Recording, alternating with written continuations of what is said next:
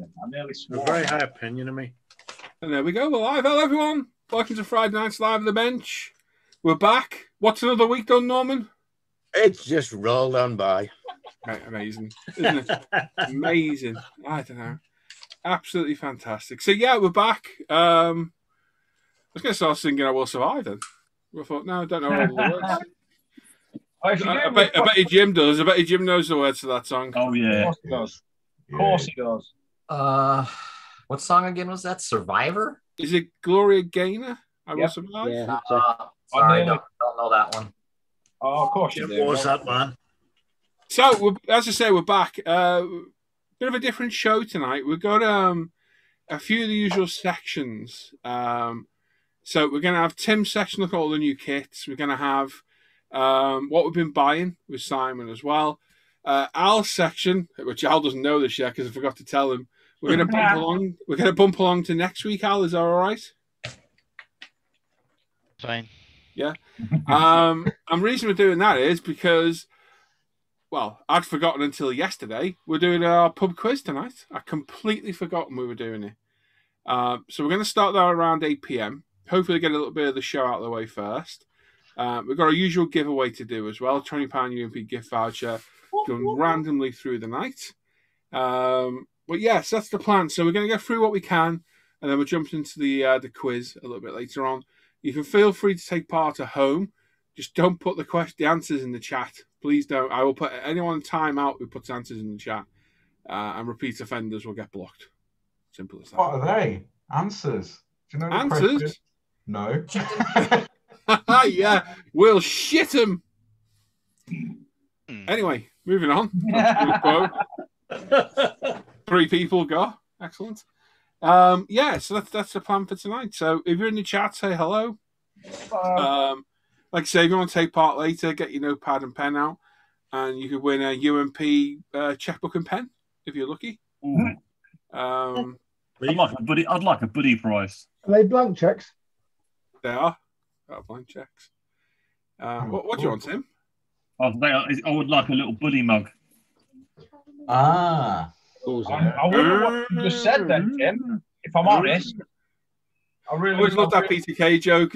We'll go to the advert. Well, I count this £5.32. What is it? 2s and 1s. Always funny.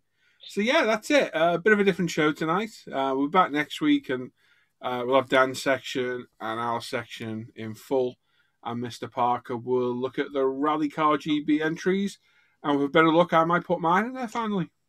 Yeah, maybe. Well, I'm saving the best to last, so that's the right reason. Isn't Mr. Well, Parker? folks, if you've got any rally car group build vehicles to add to the post, get them in now. Yeah.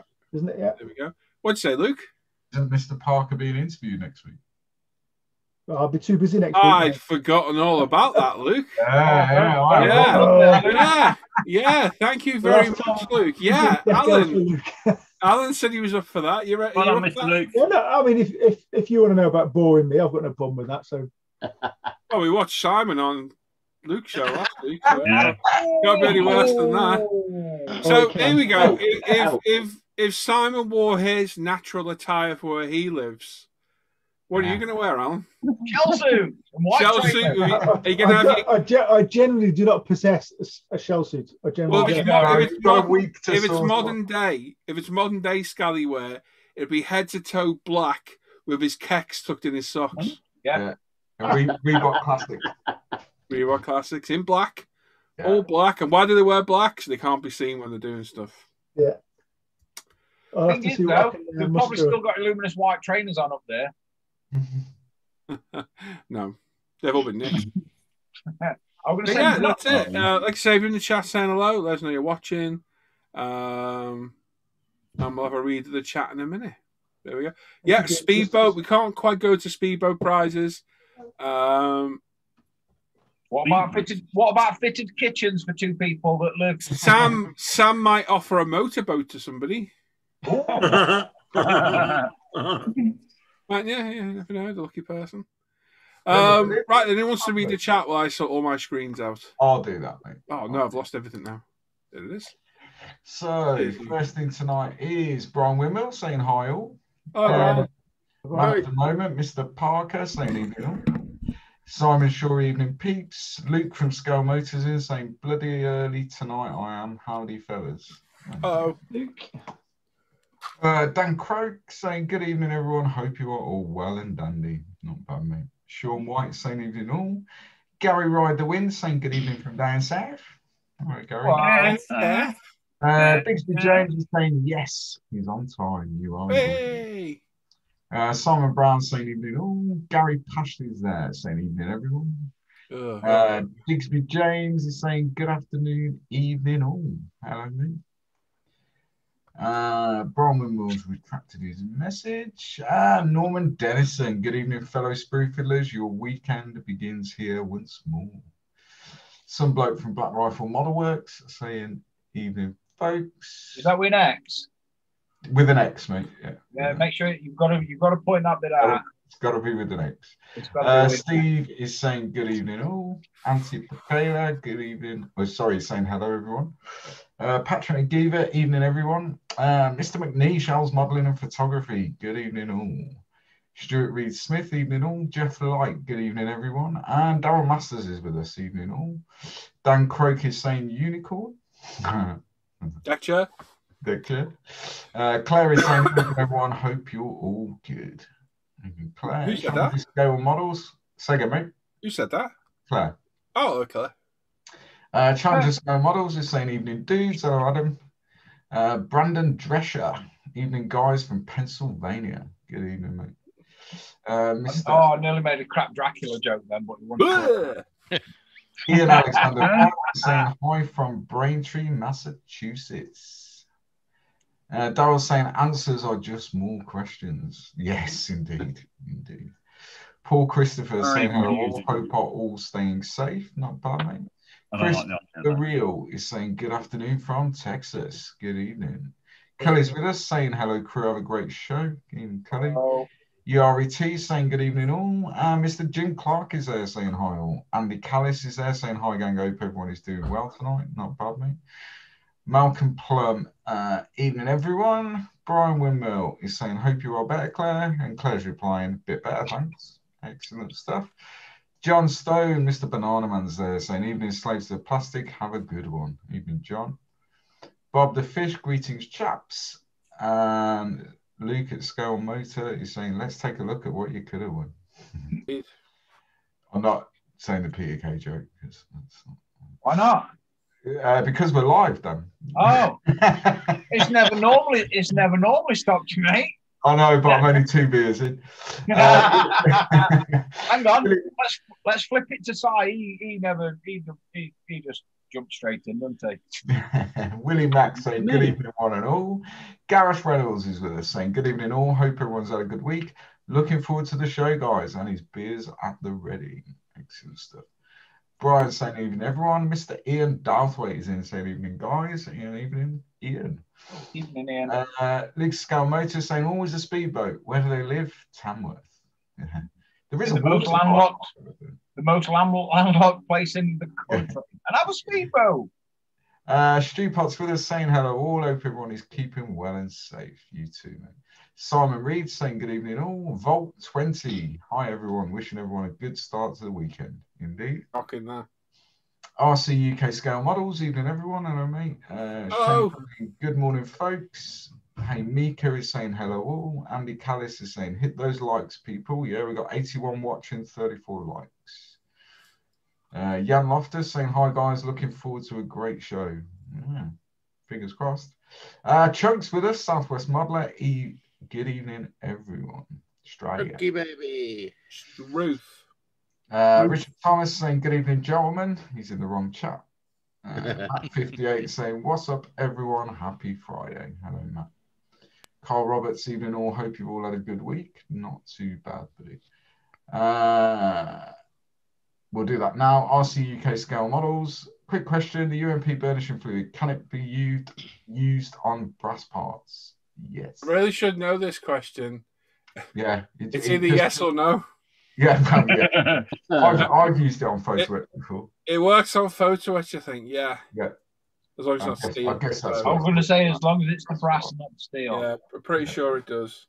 Yeah. Andy Calisano to Junk. David Wright, sorry, saying evening slaves. Looking forward to finishing the damn Revell Hertz Mustang. Yeah, I built that one. It's a yeah. Yeah, it's all right. Is that the GT 350? Yeah. I've got one of them on the way. It's a good. It's not bad. It's a good kit. It just needs a little finessing in certain areas. Well, it'll be different when somebody decent gets their hands on it. Well, yeah, exactly. How long you got about buying one? Well, that was the one I used the 0 on and mounted the body shop. Sam had to send me another one. Brian, I got a quick question. Which is better in your opinion for aircraft to do panel lines and light surface staining? Tamiya panel liners or Mr. Hobby weathering colours? Neither. UMP dark dirt. Yep. Yeah. Steve Partridge is in saying, good evening, everyone. Cully is saying, Alan black tie for the interview. He's not going to court. Hey, that's a court appearance on that way. Pat's Place is saying the chair is against the wall. Well, put it back under your desk, mate. Dave Byron saying hello from the Highlands. Tam McMillan is saying evening all. Mark H0151 is saying hi, gang. Hello. Simon Brown is saying, what's Dan masking up? It's my Dryden Voss weapon. Ooh. It has a red. Masking his weapon. Yeah, yeah. I'm hoping it goes right, because if it don't, then it's going to go away. Tribune 43 saying hi, chaps. Hello, mate. Ricky Paul Carlson, evening model masters. Someone else in the wrong chat. Oh. Alex Thorpe saying, like if you love modelling. Yeah. We're on 48. Come on, 2 more. We're nearly there. Come on. Nearly there. Nearly there. David Gilmore is saying, good afternoon from a snowy Colorado. Hello. Simon Brown is saying, Luke, are you related to Norman? Yeah, he's my dad. Wow. You poor sod. No, thanks for the sympathy. Digsby James saying, the chair is against the wall and Tom has a long moustache. Okay. Harry Marwick is saying, good evening, everyone. And Digsby James is saying there we were Sir French Underground announcing D-Day. Okay. Oh, there's got a bit of code word, was it? Is Junk in the chat? Yeah. John Howe is saying hi and good evening, everyone. Yeah, there he is. Saying that's from the original Red Dawn movie. And Martin Ropka is in saying good evening all. Dave Allen, hi all. How's everyone doing this evening? Not bad. Not bad, mate. And we are read to there. Excellent. Well done. Nice one, Luke. So, what do you think the chances are of getting through Simon's section and Tim's section in 45 minutes? Speed reading. Do you reckon it's doable? I reckon that's doable, don't you? Yeah. That way, all we've got left is the giveaway to do at the very end of the show, which is good because we keep everyone waiting around forever. Yep. Doesn't matter we're a little bit late starting the show, the quiz anyway, does it? No. So it gets the stressful bit that we're all waiting on for, and yeah, sounds good. Right, who wants to go first? Well, Tim's eating. No, I am busted.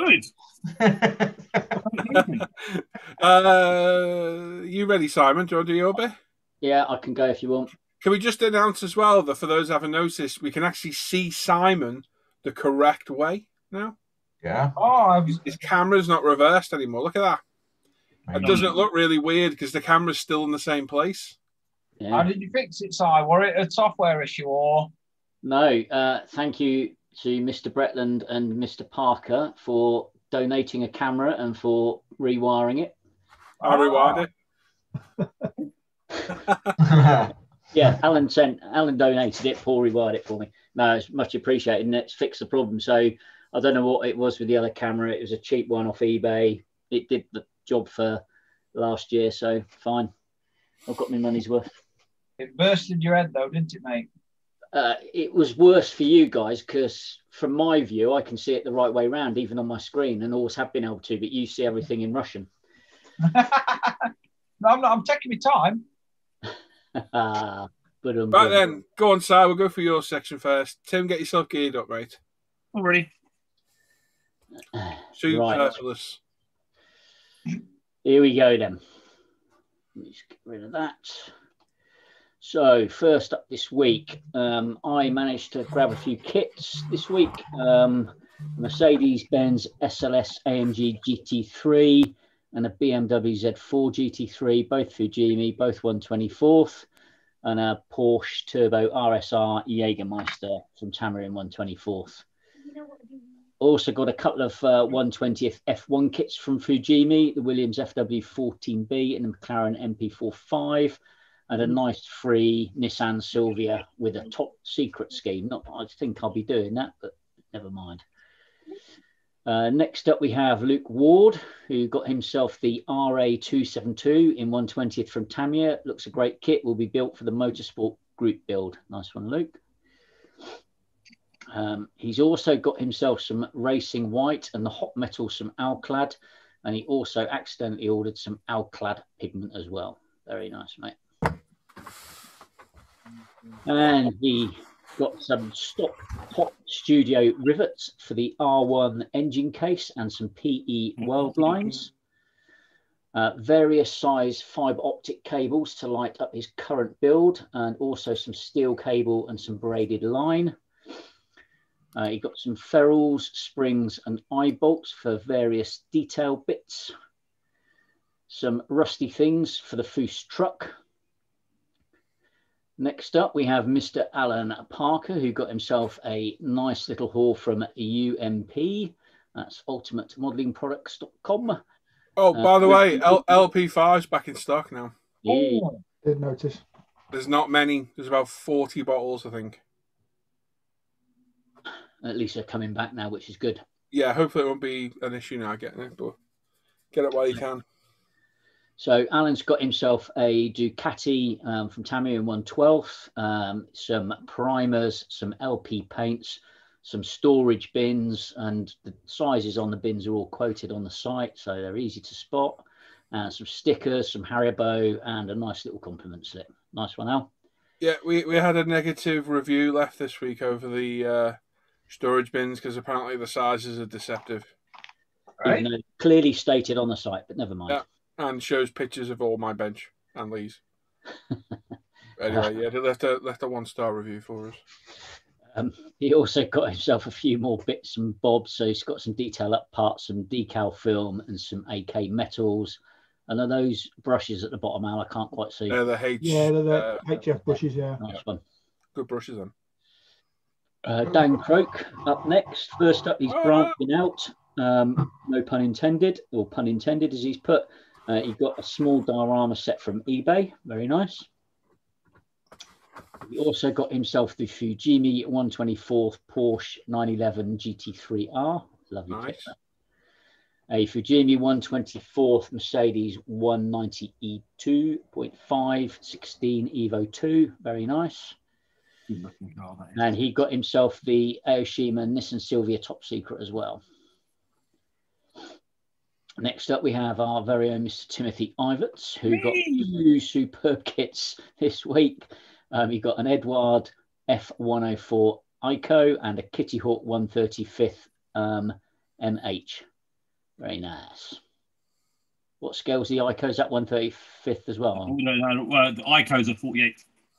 140. It's the Hasegawa Japanese variant of the 104. Okay. It's lovely. You've got a little book in it. It shows like nice pictures. It's really good. Looks like an interesting plane, actually. Yeah, that's what I saw. There's really cool schemes in it. No, that's good, mate. He also got himself a mast template for the sub and the dock kit, all in 1/72. Very nice. I really want to go for that dock, but it's so big. I know if I open it up, it's going to be. I've got to wouldn't in one go.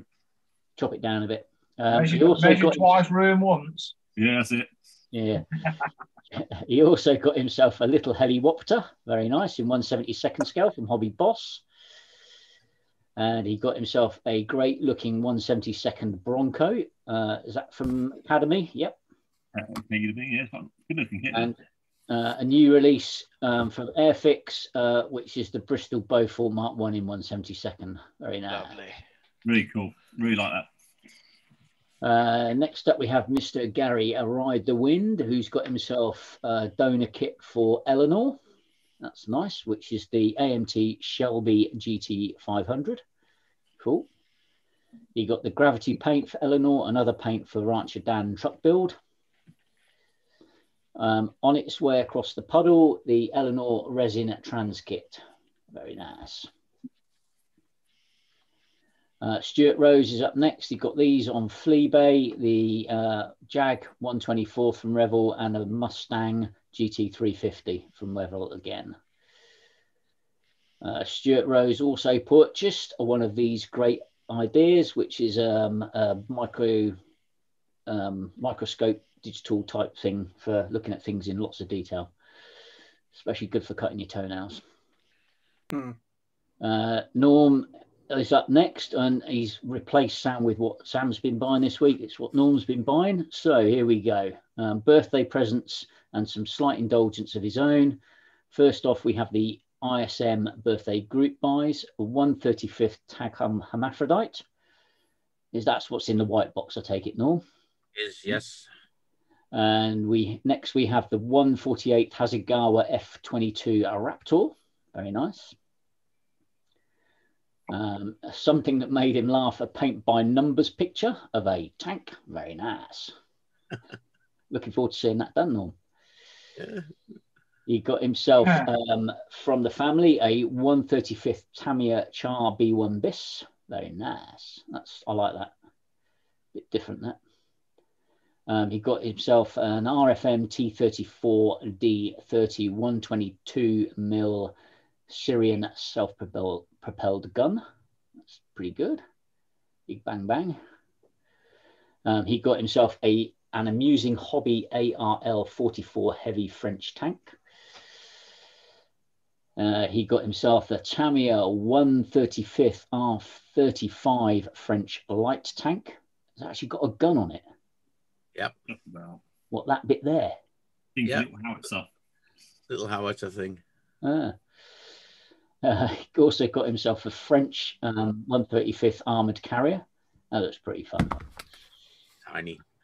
And from his good friend Sam, he got the RFM 1/35th M12A V2 Abrahams. Very nice. I don't remember Cracking From his good friend Mike, a Mini Art 1/35th Austin armoured car. That's nice.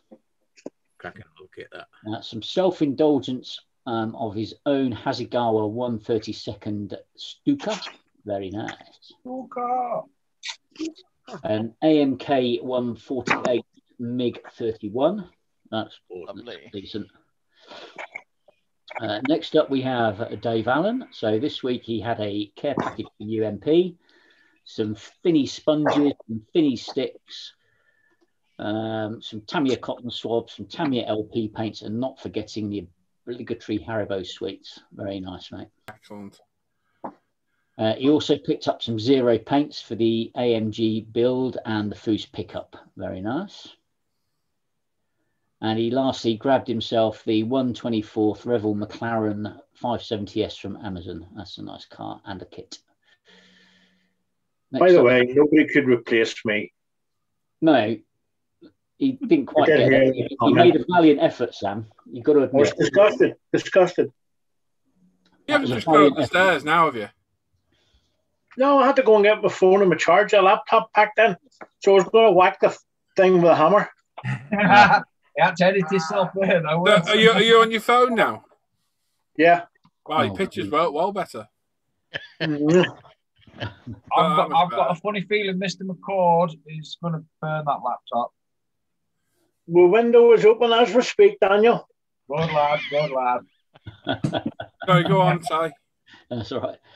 Next up, we have Mr. Dino Johns, who got these 5 over the last 10 days because I can't let Paul Bretland have all the Escort Cosworth kits himself. So he's got some Escort Cosworths in 1/24th, 3 Tamiya ones, and I've forgotten the make of the other one. Domino Bell kits. Thank you, Domino. Cheers.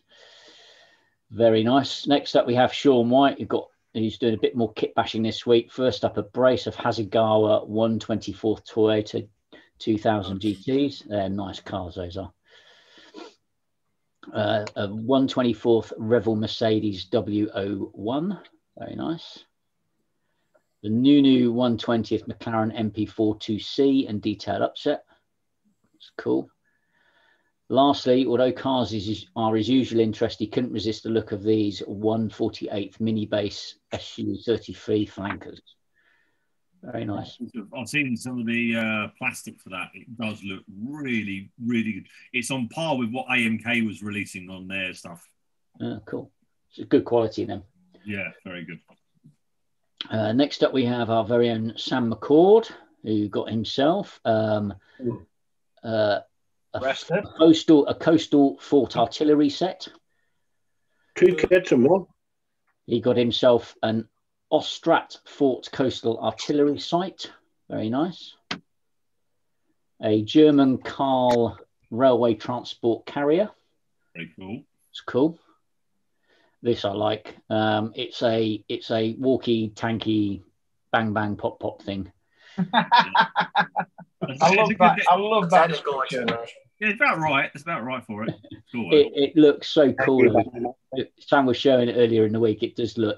It's going to be a fun kit, and it's a massive box, isn't it, Sam? There's 2 kits in it. He also got himself a Fist of War German E75 Auswerfluflufluggen.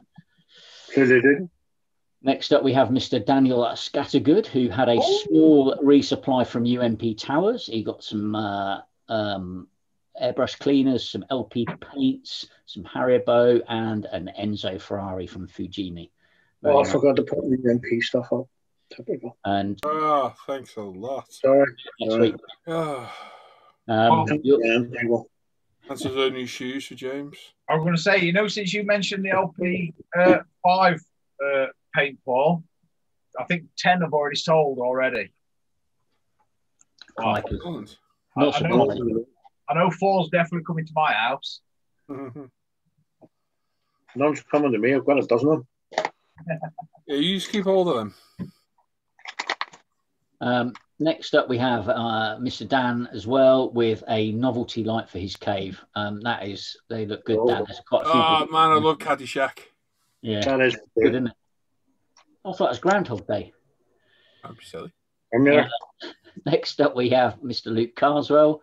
So this week he received a package from Mr. Sam McCord, the crazy generous man that he is. First, he got some Tamiya 35th scale sandbags. Very nice. And IBG Models 72nd scale Chevrolet C15A. Very nice. And a Tamiya 48th scale universal carrier. That looks pretty cool. 48, nice. Next up, we have Joe Yellow, who got short run aircraft kits. I know, Paul, jealous. Really jealous, Joe. Really jealous. My good gosh. I won't sleep tonight knowing that now. Look at those. Those Azure kits are interesting. Yeah, good luck with them. Interesting. Interesting. You think Special Hobby can be interesting? They raise the bar of interesting. Yeah, but it's Special Hobby built. Hey? Special Hobby built. Yeah. All together now. Moving on, next up we have Mr. Hugh Gordon, who got a small order from Lee at UMP, aka Stickers Are Us. He got an Apex 0.5 needle set, top-notch decal solutions, all nicely held in a holder, sweeties and stickers galore. Nice one, Hugh. He doesn't need a 0.5 for what he's doing.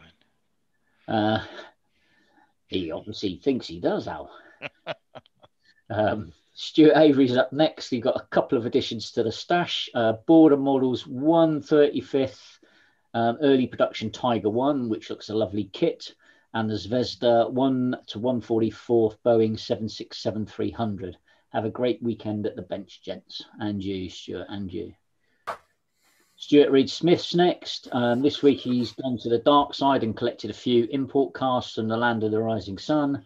First is a Toyota Supra, second a Nissan Skyline R32 Godzilla, And last, the now very much overlooked 300 ZX, all Tamiya 124. Very nice.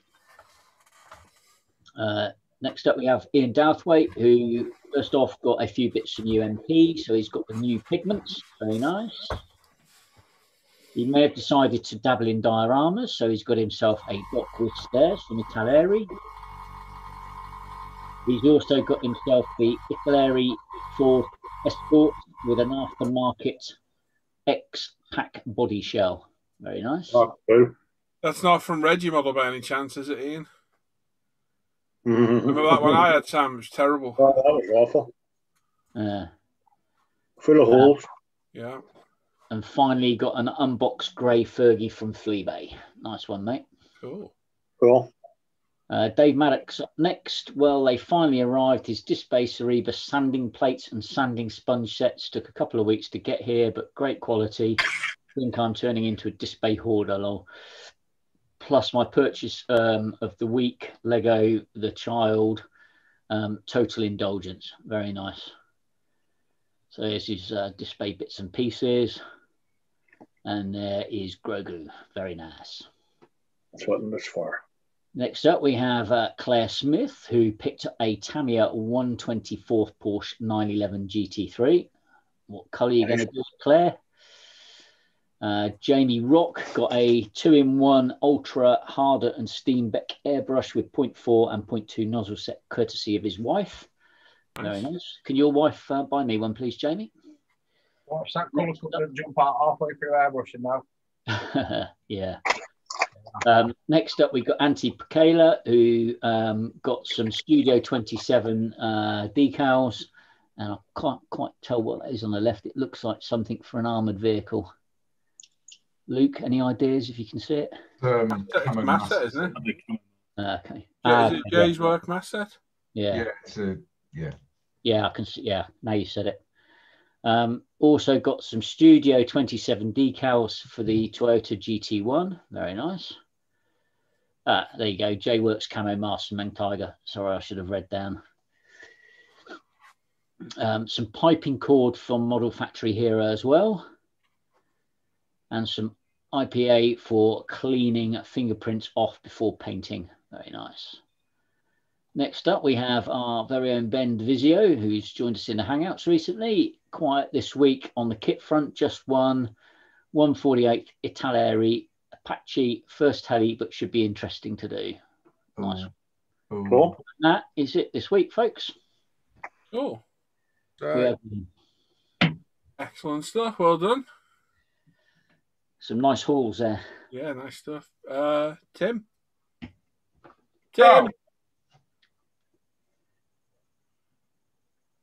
Mark calling Lawson, coming Lawson. Yeah, sorry, I've got Toby bugging me in my ear. I want a dog, I want a dog, I want a dog, I want a dog, I want a dog. No. Yeah, get him a dog then, Tim. Get him one of the Makitas. I don't mind dog. He wants a British bulldog. I'm like, no. Hey? No, don't get one of them. They're terrible for eye problems. They're just don't like them. Don't like them for dogs. Get him a rabbit. Dogs. Yeah, get him a rabbit. Get him an hamster. We've had hamsters. They're really annoying and just make a load of noise. Yeah. Hang on. Oh, no, I was going to say something. Let's move on. You know what you want to get him? Get him some stick insects. Perfect. Yeah. I'm not joking. You don't even have to do that. You just put a stick in there and tell them it's in there. Yeah. Well, we sort of did that with youngest daughter when she was about 7. And, yeah, she sort of rumbled us when the stick had not moved because of... Right, then over to Tim. He's going to look at all the latest kits of the week. So, welcome to what you spend your money on. And we really need to teach Tim how to spell welcome. No, that's how I spell it. Welcome. Welcome. No angles. No angles today. There might be some angels later on, though. Oh, hang on. There we go. Now it's working for some strange... Why is it popped up down the bottom? Oh, good God. Anyway, it's gone away. There we go. Yeah, so the Airfix's Cromwells are out and available over at E-Models. We've got those for £27, €32, $37. Luke, you said you thought you might grab one of those, didn't you? Yeah, it's supposed to be a very good kit. Be interested to see how it compares to the Tamiya. Yeah. And Al Murray, pub landlord. Oh yeah. He's currently building 2 of these. Believe it or not. Very nice. He made an appearance on the 48-hour Models for Heroes build last week. Yeah, I heard about that. Very cool. I take it one's the stubby barrel with the extra weight on the end, and then the other looks like a flamethrower, which I never knew they did. Don't think it's a flamethrower, man. Is it not? Looks like a flamethrower. The only flamethrower I know of British is the Crocodile, which was the Churchill. Yeah, it's just maybe the way they've done that box art. It's just to show the flash of the gun, I think. Yeah, it looks like a bit like it's flamethrower. Wow, because it's got a slight strange box on the side of the turret, which I take it is some sort of aiming device, maybe. Yeah, it'd just be stowage, I would imagine. But... Yeah, too sure. Yeah, I'm going to pick one up and see how they build up. Sounds good. £27. Right. Yeah, £27. Not a bad price, really, is it? No. Well, have a hunt around. I'm sure that's e-model prices, so I'm sure if you hunt around, you'll find it here and there a little bit cheaper. Hobby Boss have announced they are going to be doing a new 148 Chinook CH47A variant. Nice. So that'll be in 48. Will be quite popular, I'm quite sure. Have a brand new Chinook out there. Probably be better than its Halieri's old version. You can pre-order that from e-models, £66, €77, $91, which I don't think is a bad price, really. Because that's not a small aircraft. No. So yeah, so not a bad price for that one. IBG Models 135 Bedford QL refueller is available. You can get this for veterans models for £29 posted in the UK, €34, $40. Nice little bit of kit. It is 35th, which doesn't really tie in very well with the planes it's refueling, but it's close enough that it won't look too ridiculous. There are some vehicles which really would suit being 32nd. Mm-hmm. It's definitely one of them. Hawk SU-30 SM Flanker H. That's a good looking plane, that thing. Over at E-Models, £72 for that. It's a big bit of kit, but yeah. €84, $99. Don't like it that much. Yeah. That's one you were building, Jim. I don't know. Now, is that got like a tack angle vectors on like the front edge of the leading edge of the wings there? Yeah, canards. It's got the canards. Sorry. It's the way it's drawn. So they are actually separate to the front wing then. They are separate from the front wing, yeah. Oh, okay. I thought it was a bit of the wing way the wing. It's just funny the way angle. just the angle. Funny angle.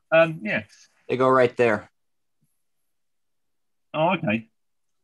Is the kit not very good then? It's nice surface detail, but it just doesn't want to fit. The intakes are horrendous to get the fit and make them flush. There's like a canyon and they're like this, and yeah, it's a mess. Yeah. That's just my own experience. I know I suck at building, so. Well, you're quite true. Probably operator error. Yeah. IBG Models have got their 70p Polish tank out and available. It does come with a full interior. So you get the engine, you get the crew compartment, and you get the turret detail in there, which is quite a nice little kit altogether. E-Models, £27, €31, $37 for that. Different little tank. Nice. Then you can get another version with it where it comes with the four little crewmen. They whack another tenner on top, make that £37, €43, $51 for that. That's cool. The third yeah, one. I know. It's a bit. Jim could do a good impression of him. The one on the left doing a Tommy Cooper impression, just like that. That's it. See, Jim can do it perfectly. Yeah. Half of our chat's thinking, who the hell is Tommy Cooper? Never mind. Tim.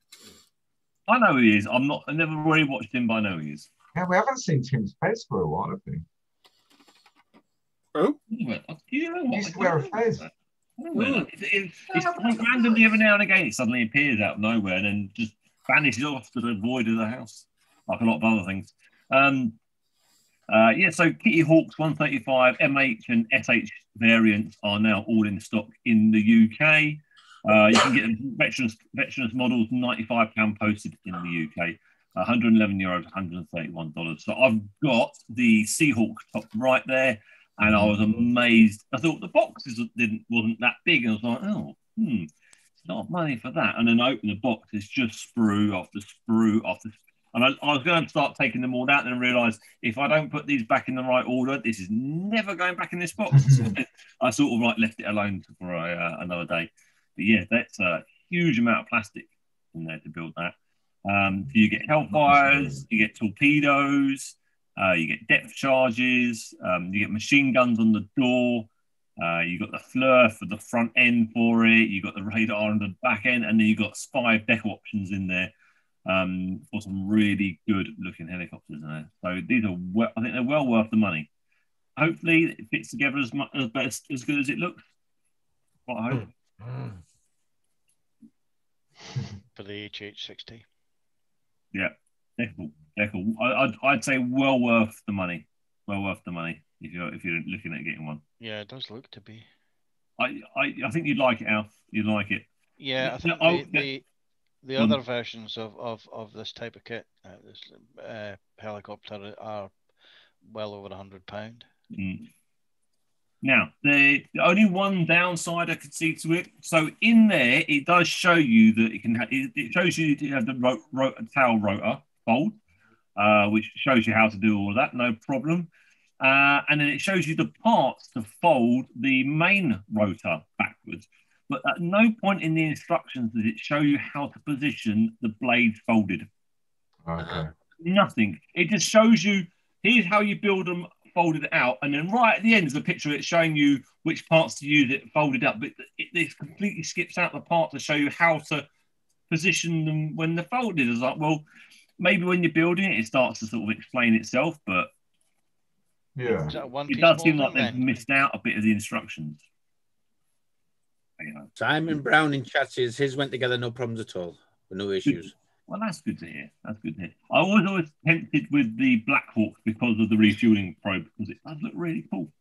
I mean, but yeah, it's a great looking kit. Great looking kit. I said this a while ago, but there's now some pictures that goes with this. Model Factory Hiro 112 scale Alfa Romeo Tipo 33. It's a weird looking little car. That's cool. Very 70s, isn't it? That sort of, that's very 70s. Absolutely fabulous looking detail in there. Full engine, all the carbs. Yeah, Hero Boy, to order, special order, 650 quid, 760 euros, $896. You could probably get a little bit cheaper at spot, but not much. So yeah. There you go. Look cool though. Model Factory Hero's got released a 1/12 scale figure of Niki Lauda. That's cool. Oh, cool. Like that. Yeah, I have been sitting here thinking about a bad joke to go with this. I don't know whether to say it or not. Right. Yeah, Hero Boy, £80, 93 euros, $110 for that. Oh, it's expensive, isn't it? Yeah. Cool. Yeah, I'll give it that. This is cool. You can't tell if the print goes bad though, could you? Still Using hobbies on the new 135 scale T72 M2 Modena blowback main battle tank. Absolutely crazy looking thing. So it's their version of what we call a Terminator, I suppose, isn't it? No, I don't think it is. It's just a tank with anti-aircraft capability. Oh, okay. Half Gepard, huh? It's a bit of a T72 mixed with a Gepard. Yeah, good point, Sam. Yeah, yeah. I mean, it's an interesting idea. I suppose incoming aircraft and helicopters are a tank's worst nightmare out on the battlefield because they can't really protect themselves very well from missiles coming down on top of their heads, can they? So it's a good way to deter them from firing at them. Shooting back, yeah. On for the stage door? No. No. No. I've got a couple of the men kits, so Yeah, but this is an amusing hobby. It might be better. actually, yeah, it probably would be actually. Yeah, you know, who knows? But the other amusing hobby ones are full interior. So I don't know whether that one does or not. There's no price on that yet. I saw these ones and I thought these look really, whoa, that's scary. Stalingrad 135 figures. We've got the Liberation of Paris, those two ladies. I'm doing that as a loose term, I'll be honest. And then the Children of War. I think the Children of War one are absolutely brilliant. Because there's so many pictures from the end of World War II. And the first people you see climbing over the abandoned and derelict tanks are the kids. It's just like a big playground for them. It's just a scene that you just see so many pictures, so many all the time from that era. So I think those are really good, good little figures. I mean, so their faces are a damn bit scary though. They've got scary faces, and then you got the two ladies, and I must say they've got really scary faces too. Yeah,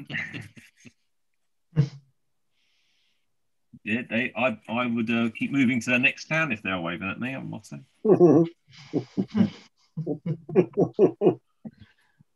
Moving Hobbit 135. Ferdinand is going to be available with this decal option. This is a bit of a well-known last production. Loads of people wrote on it in the factory. It was a sort of pictured.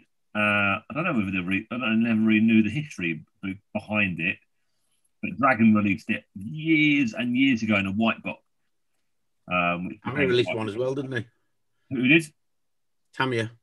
Yeah, no, but not with those decals. Only Dragon's done that decal option out of the box. But yeah, right. Could be tempted with that because Ferdinand. Yes, yeah, that's quite cool. Hannon's £45, €53, $62. That's my pre-order at the moment. Like I showed earlier, I've got the new Airfix 172 Bristol Beaufort. Cheapest place I found it was Jadland, £22, €26, $30 on that. And hadn't got a short amount sent to them, so you can't get it through them. Yeah. Good looking little kit. The Beaufort, though. Yeah. Hobby 2000's 172 Avenger. This is Hasegawa's kit reboxed and then redeckled.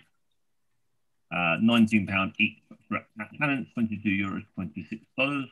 Good looking little plane that. It's a big plane. Is it quite? Is it on the big size plane? Yes, is it? it's big. Yeah, it's big. Oh, okay. It's bigger than the Dauntless. Oh, by far. Okay. So is it a bomber then? That one? Torpedo bomber or torpedo bomber. Yeah. Oh, okay. Very cool. Hobby 2000's 140th MiG-15 boxing. This is Bronco's kit free box with different decals. Get loads of different decals option. Four different boxes, 4 different sets of decals for them. It's pretty much all the same aircraft, slight different variations. Its main thing is different markings, which vary between a star, a circle, and a square. they were very limited on what they had at that time. Hannon's £30, €35, $41. Doesn't sound like too bad a price for that. Zvezda are doing a Growler, the S400. Good looking little bit of kit, that one. Hannon's £30, €35, $41 on that. That's cool, isn't it? Yeah, quite like the look at that. Oh, very nice. Resin Details are doing a highly detailed 3D printed seat to go in the Lancaster in 1/32 scale and 1/48 scale. They're ranging from about $15 up to the super deluxe version, which is $26, which gives you the control stick and the little control wheels and the seat and seat belts and the lot with it. Cool. Does look very nice detail. Valons are doing the Curtis C-46 Commando. So I think this is just the same plane underneath with a much more streamlined fuselage. So will that be vac form? No, it'll just be short run injection mold. Valom did do vac form, didn't they? No, Am not Valom. I thinking wrong? Am I thinking wrong? Yeah, Valom have always done limited run injection. Yeah. Quite good kit. Just it's a bit like a special hobby type thing. All I can play, man. That's just smooth fuselage. Bren Gunn are doing a 1/32 scale MQ-8B Fire Scout. Different. Which is pretty much just an engine, and they've got space. I take it that can carry ordnance underneath it then. I think that one's just the spy version. I think it's the Kiowa, which they also do as well, which is converted. They're the ones that carry the weapons, but I think that's just the spy version. Oh, okay. Weird looking little. It's mainly shipborne. Eh? It's mainly done on like small frigates and all that shipborne stuff. Oh, okay. So this is sort of like over the horizon. It flies away and goes see what the ship can't see, type of thing. Yeah, it could be a data link thing. Oh, okay. Yeah, that would make sense. It can direct cruise missiles from a very far distance. Yeah, nice idea. Bit of the weird stuff coming up. We've got Mini Art are doing a fruit cart, a cart with vegetables. It's completely random. And ICM are doing the World War II British torpedo and trailer. Slightly random one. That means obviously that they've got something planned for that to go on. That seems to be a reason. I'm not sure what it would actually go on though. I know they keep adding stuff to go on their Invader, but I didn't think the You can put on the Tamiya Beaufort. Yeah, but I'm thinking ICM usually go with one of their kits, don't they? Because that's what they do, that little fire bee thing. It's to go on their A26 Invader. I can't think of what's in 48 that they've got that's to go on itself. Obviously, something's coming, or I'm forgetting they've released something for it to go with. Something quite cool. We've got Hobby Design are doing some of the Liberty Walk silhouette work for the GT35. So you've got the John Player Special, the red and black skyline, and then you've got the Varus Supreme GR Supra A90 full detail kit as well. Nice. That looks quite cool. What they do need to do is they need to do this kit for the R34. They need to do the super silhouette conversion for that. Because that's a good looking car. That caused quite a stir when that came out, because they chucked out this standard Skyline engine and put the old school straight six with throttle bodies on it. We really do like that. Anyway, moving on. Profield 24 are doing the GTE Vantage. You can get that over the spot model, £141, 162 euros, $194. Cool. That's nice, isn't it? Yeah, great looking car. Hobby Boss are doing a German 20mm flak 38 early with a WSS crew to go with it as well. That'll be an interesting little one. Company called Armour 35 have done some detail bits. You can convert the Zvezda's Mustang Russian 3-axle truck into a civilian version by putting the cab front, the sides, and the roof, and then the normal Euro tyres on there. They might do something a bit different. One for Ian Duffwaite. Yeah. Ian might like the idea for that one. Load of little bits coming from Blast Models. We've got some MRAP detail sets. We've got MRAP counter IED boxes, MRAP Harris and Satcom and Canis set. And then what does look really quite cool is an IDF. Try that. Draconith. Yes. RCWS for Puma, which looks like it's a 50 cal with some very good optics. Yeah, so you can pew the people you want. Remote. Fan Art Models are doing a figure of Kassandra. Now, sort of see the likeness there, but not really coming across, is it? No. Hysterex models, Hysterex there, £55, €64, $76 for that. Young Natures are doing a 1/10 scale Tranquil night. I really quite like the idea of this, that this is just literally been all it is pink. There's no light in it, that is all painted. Yeah. I wish you could just buy them like that. Even if a little lump of resin didn't turn up, a little figure like that turned up in the box. That'd be great. I'd buy that.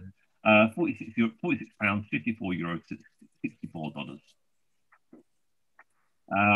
These do look quite good. Fan art models, 1 night scale, 2 souls, 1 family. Quite nice pair of figures there. Hysterex, £47, €55, $65 on that. 2 souls, 1 cup. Oh, God, no. That's bad. Oh, good God. Fan art models, 1 night scale, so it's quite big, this one. Banzai. So you get the monkey and the orangutan. Orangutan. I was going to say ape.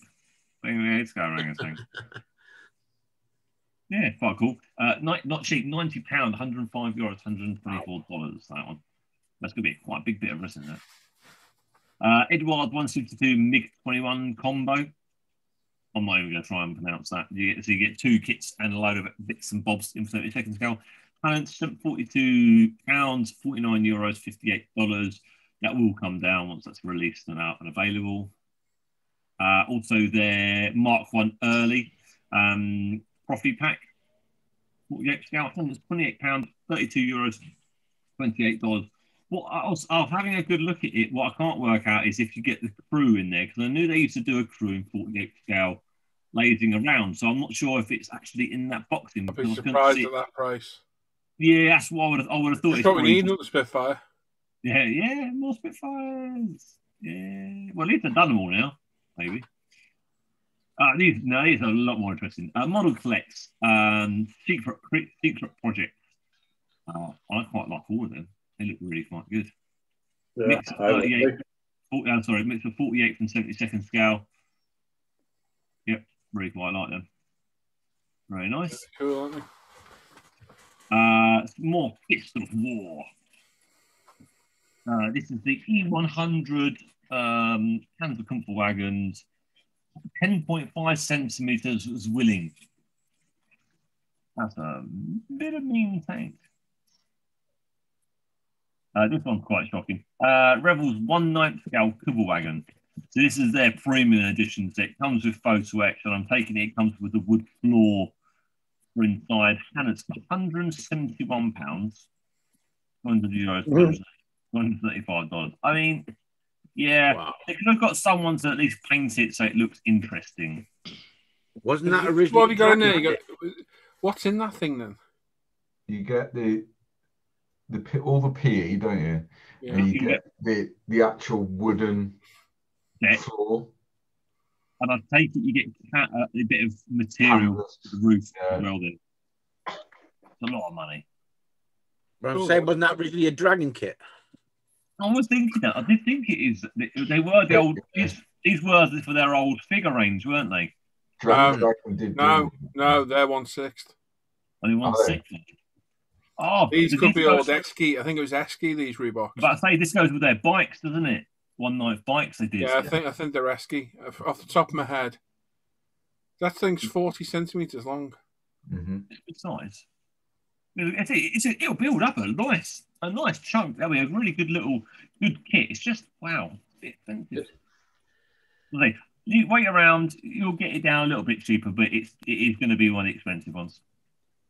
Then there's loads of little bits coming out from Mini Art. So you've got 280 signs, T54 early transmission set, tow truck with an AA body, German repairman bending over, ready to get worked on, plastic trash cans.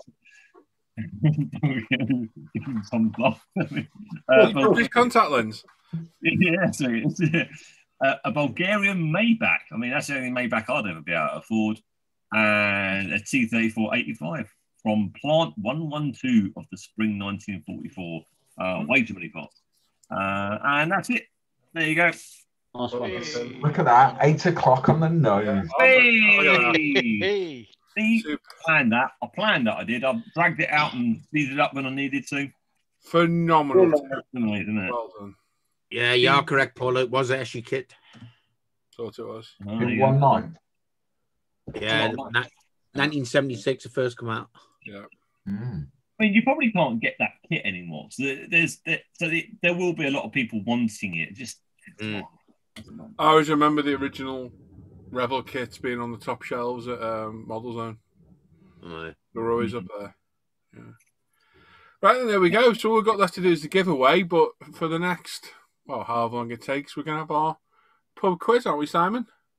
We are. The boy's just finishing his guitar lesson online, of course. Okay. And he'll be with us in about 2 minutes or less. Cool. Is your boy the quiz master tonight? Apparently so, yeah. Oh, cool.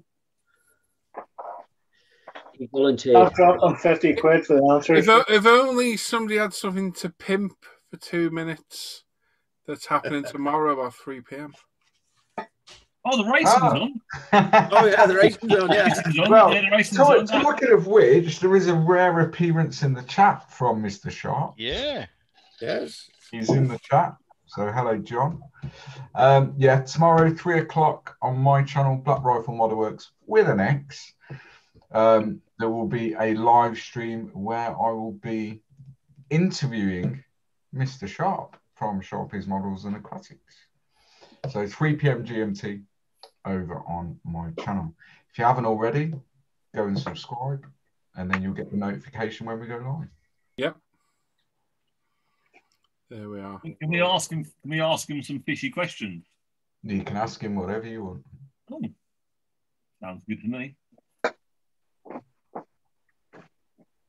At least he'll know the answer to pink or brown.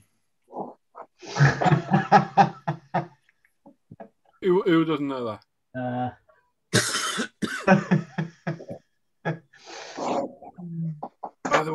By the way, Tim, remember we were taking the mickey out of your slippers? Your moccasins, yeah? Yeah, I spotted Simon's this morning. They're much, much worse. Hang on. Stay there. Oh, he's not got them on. Simon! Yes. Where are your slippers? I haven't got any slippers. Yes, you have. Nice try. You've got slippers. I know you've got slippers. Nice try. Jack! Yes. Hello, mate. Go get your dad's slippers. How do you go, mate? He's like, before you start, we just realised we've got a small problem because Jack hasn't got the Zoom details, has he? Yes. So let me just sort. Well, while you're doing that, go find your dad's slippers. What do you think of your dad, Jack? What do you think of your dad's slippers? Of course, he thinks they're naff because they're my slippers. I spotted them. I spotted them this morning. I thought he stole them off Tracy. I did. Awful. Tim, you've got nothing to be worried about now, mate. Tim. Oh, good. So anyway, Jack, I believe it's your birthday. Jack, I believe it was your birthday yesterday. It was 17, eh? 17. Yeah. Are we ready, boys? Yes. Let's go. 1, 2, 3. Happy birthday to you. Happy birthday to you. Happy birthday. Happy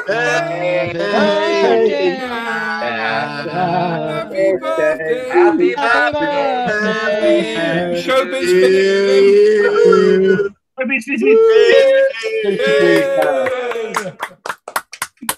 Thanks. There you go, mate. Happy birthday. Jack, before you go, get a photograph of those slippers and send it me. Thank you. There's something in it. You can get him wearing them at the same time. Oh, yeah, that's a covert operation, isn't it? More importantly, is Simon drinking champagne? Yeah. You know how to live, dude. Well spotted, Luke. Yeah. It's not actually champagne. It's I don't know what it is actually. It tastes. It was what was ever the missus opened. What's that Italian stuff? I never remember what's Prosecco. called. Yeah, it might be that. Tastes like it. It's not champagne, is it? No, it's not.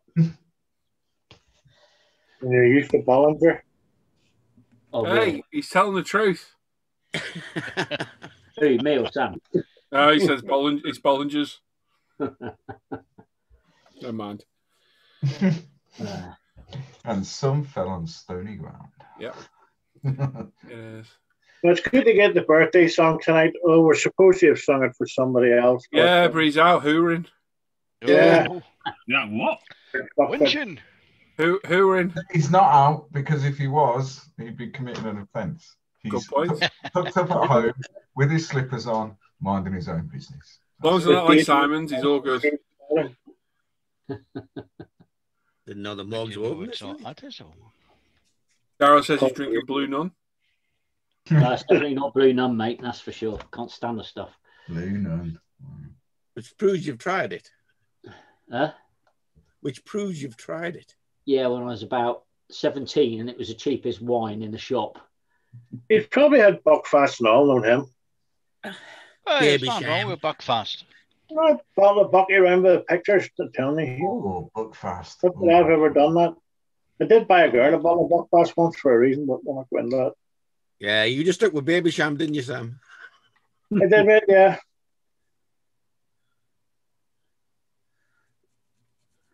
Right, let's go and see if the boys' managers get on. Hang on.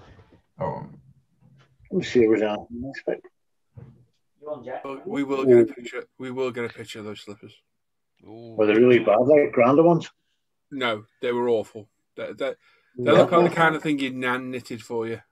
Oh God! I'm not joking you. They were terrible, multicolored, like knitted slippers. I was lost for words. Yeah. Darryl saying Thunderbirds. Thunderbirds. Yeah. Thunderbirds. There they go. Any chance? Are on the loose. Thunderbirds.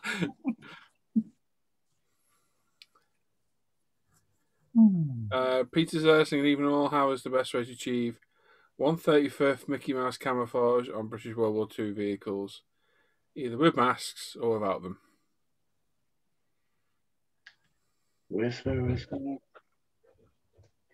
That's a resounding no. Right, isn't really there? I don't know. All right. Where's 8 o'clock. 8 o'clock. 8 o'clock. Tim, rush through that. You did a good job. Alan. Yes. Got any dad jokes? I don't know, unfortunately. Luke had one in the chat before, but everyone missed it. No. I forgot what it was now. Forget. Oh, here's one. How do you know if an elephant's been in the fridge? Footprints in the butter. See, so obviously knows all the good dad jokes. Wasn't a good joke. Excellent. You're not just your set viewers. We will be commencing a quiz very shortly. Oh dear. Service. Hopefully that's a boy wonder. There he is. Hello, Jack. There he is. Proud moment for you. Father and son together. Live. Yep. So Jack, 50 quid for the answers, but he said no. I'm He'll get a tenner if he gets a picture of those slippers. I'll tell you what, if he did say no to 50 quid for the answer, Sam, I'll be surprised. 20 of Simon's wearing them. I think it's barefooted. I don't know. I didn't really look at my dad's feet. You wouldn't want to see that. I blame you. I think Daryl's cracking a joke in the chat there. God. Boy. Remember, folks, no giving the answers in chat, or you will Yes, go on a timeout. yes, we don't want any shouting out of answers in the chat. But feel free to PM me individually. but feel free to take part should you wish. But just don't be shouting out the answer in the chat because I will mute you. Quite happily, we'll mute you. I must end that right.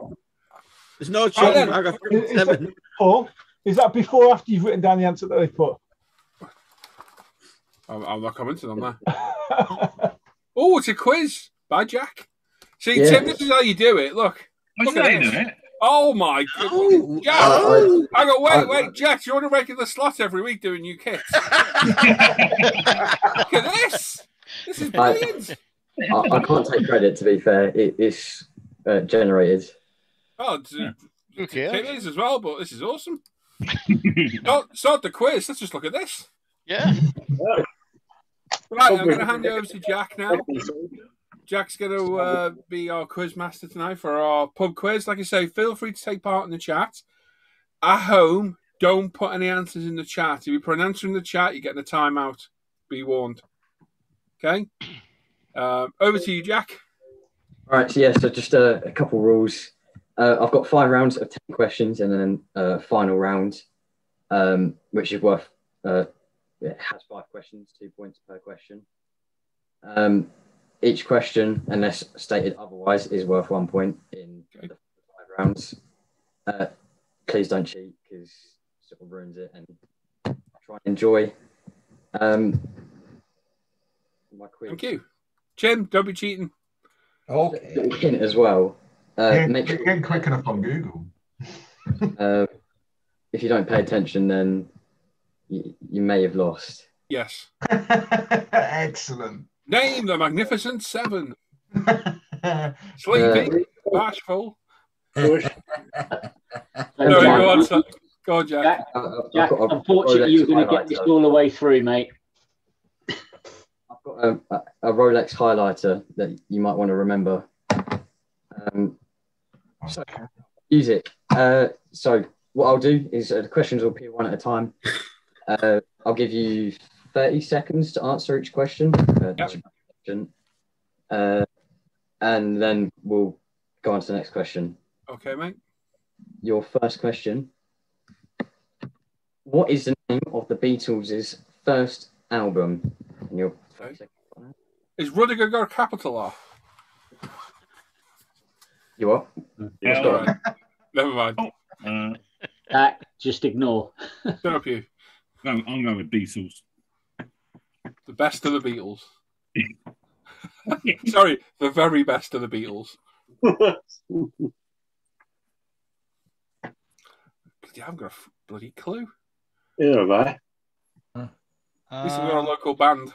I remember Hard Day's Night. That's about what I remember. It's 30 seconds up. I'll put that on. Cheers, Tim. Is that enough time for you? Yes. Yeah, but that's just no time to put the wrong answer. So question number 2. What is David Bowie's real surname? Rudiger got a capital R. Oh, God. I know that one, I think. I haven't got a clue. I put Stevie Wonder.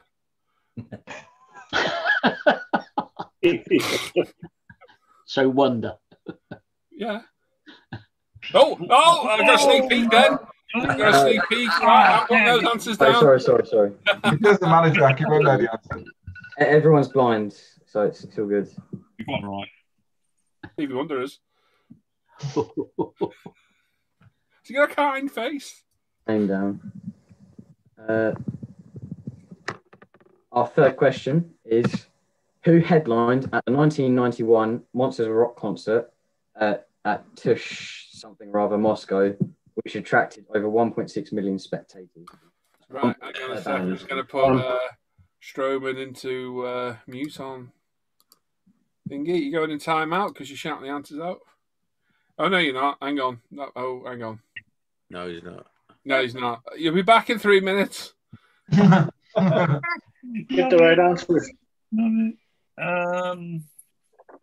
would have been allowed into Russia in the 91? Eh?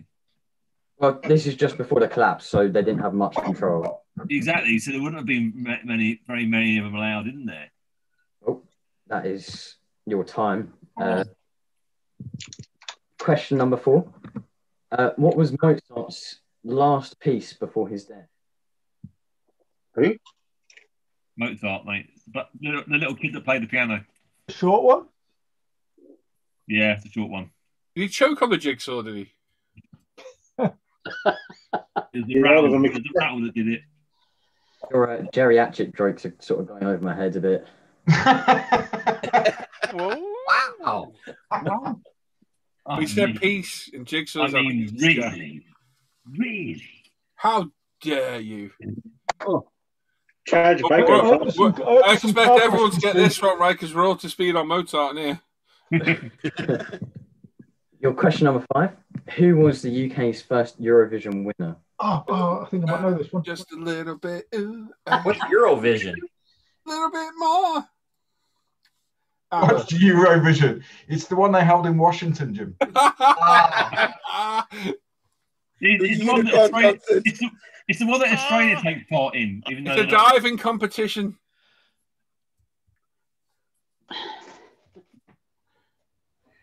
What the hell's their bloody name? I think I've got the name. I can't remember what the song was. Is it ABBA? Really? So much to do with what I'm drinking. Shut up, you cheat. Number 6. Jack, adjudication. Take a point off your dad. What's happened? He's giving hints out. He's cheating. Oh, Simon. Cheating. I'm misled. I didn't cheat. The anchors and slippers. Those bloody bankers again. Does Conor McGregor famously walk out to? Simply the best. Oh, shit.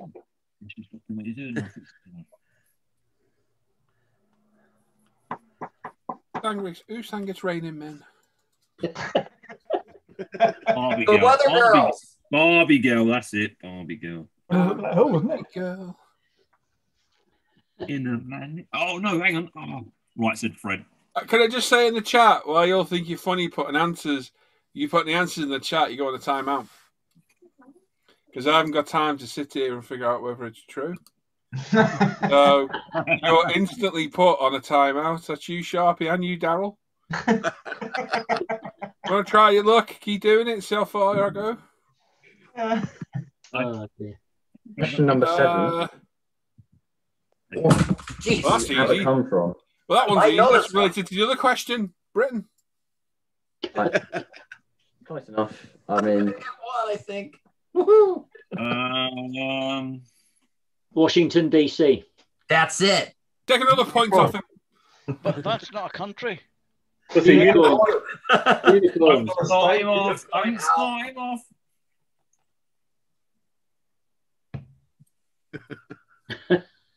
I've wrote ABBA for every one of these. Is that right? I mean, no. Question number 8.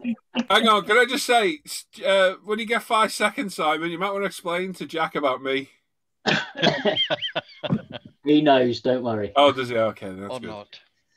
He knows. I mean, I don't. Yeah, okay. Yeah, don't worry, Jack. Don't worry, mate. Go on, carry on. Number 8. What type of plane? What type of plane do band Iron Maiden own, and what is it called? Do we get a point for each one of these? Yeah, that's a 2-pointer. As in the model of the plane and what they've named the plane. Do we get a point if we can put down how many wings it has? How many wings it has? Engines. No. Does it have to be the complete exact model number? Again, does Rudiger have a capital R? Yes. No. The name. Oh, Michael, you're on the timeout as well, aren't you? Yep. Because you just can't help but shout answers out in the chat like I've told you not to. So For shame. you're on a timeout. Oh, Hugh's on a timeout as well. Shouting unicorn in the chat. That's an answer. Yeah, thank you, Harry. I spotted it. Nobody likes the grass. That's a timeout. Right, I've got It's going to that. be easy to read. So, Jack, just to explain, we've got a live chat going on YouTube whilst we're doing it, and people are shouting out the answers, which is why Paul's timing them out, not you. Yeah, I know. Yeah, you know, Simon, leave him alone. He's an intelligent lad. Why didn't it, Simon? Sorry about that. Sorry about that, Jack. You carry on, mate. Tell your dad to shut up. Thank you, Paul. In October 1971, at what unique European venue did Pink Floyd perform at? My God. You don't get that. Paul, come on. 71. I don't like anything from Floyd that old. I never listened. Second grade. Jesus. So Joe's put the chat, welcome to timeout. Please take a seat. Chat together in the timeout. I'm swinging in a miss, I'm guessing, for that one. It's just all right. It's unique, so that's the best clue I can give you. What's unique in Europe?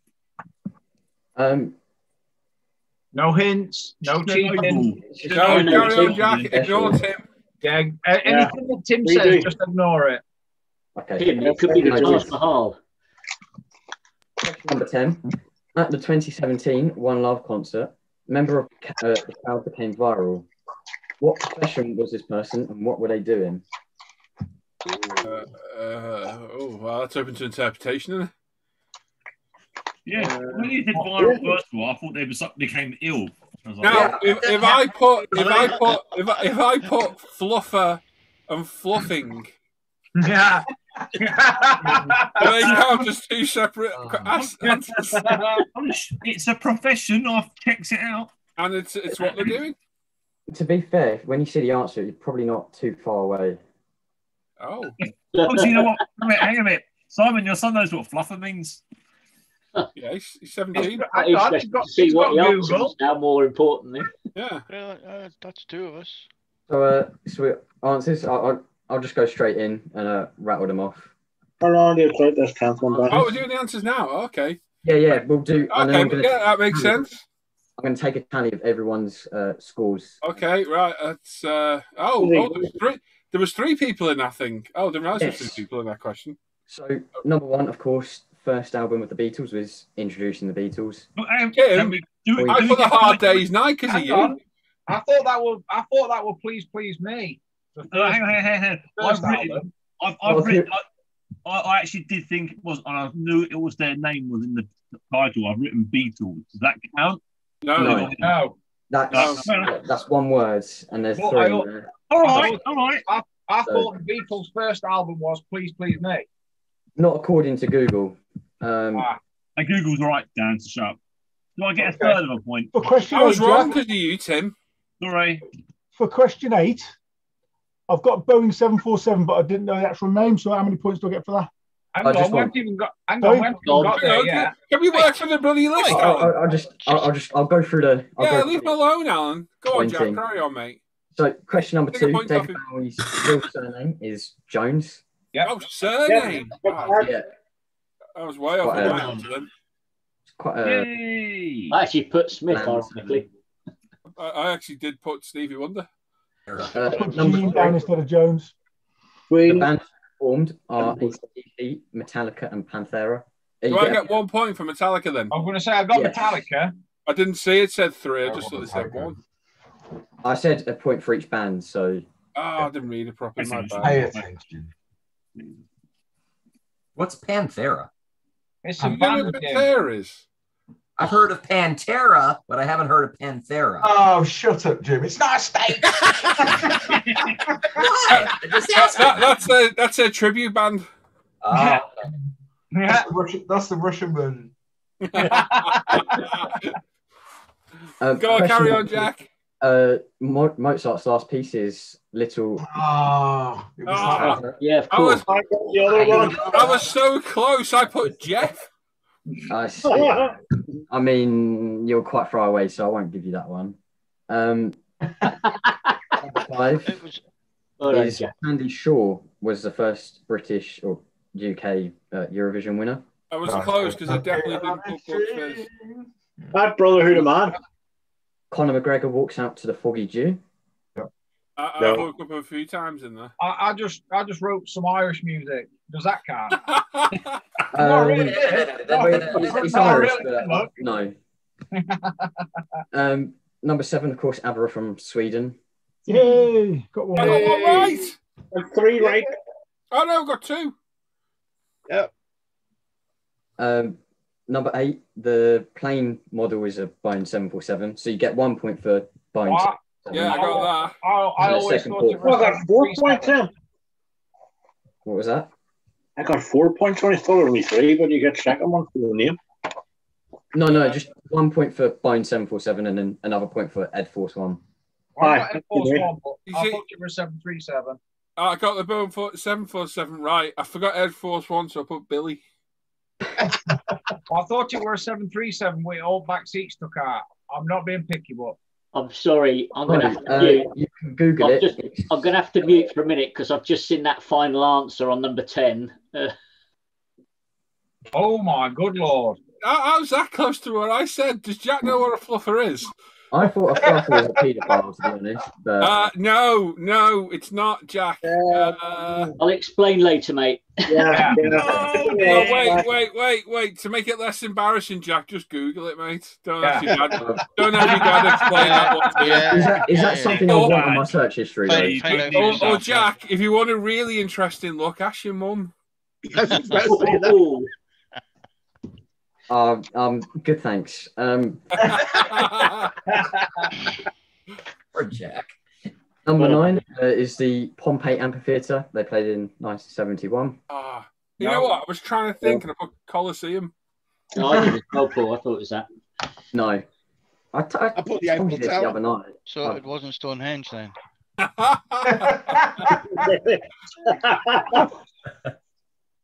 And then number 10 is the guy was a police officer, so that's 1 point.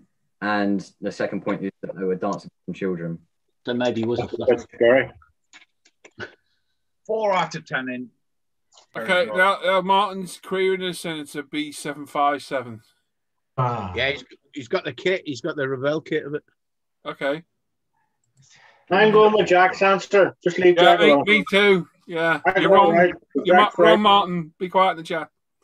You stick to questions about buses. Quizmasters after the final.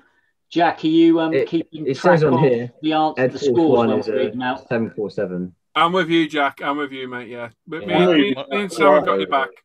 Me and Thank Sam. Jack, are you writing down the scores after each round for all of us? Yes. So, Tim, what did you get? 2. 2? Yeah. Feel better. Simon. 4. Sam. 4.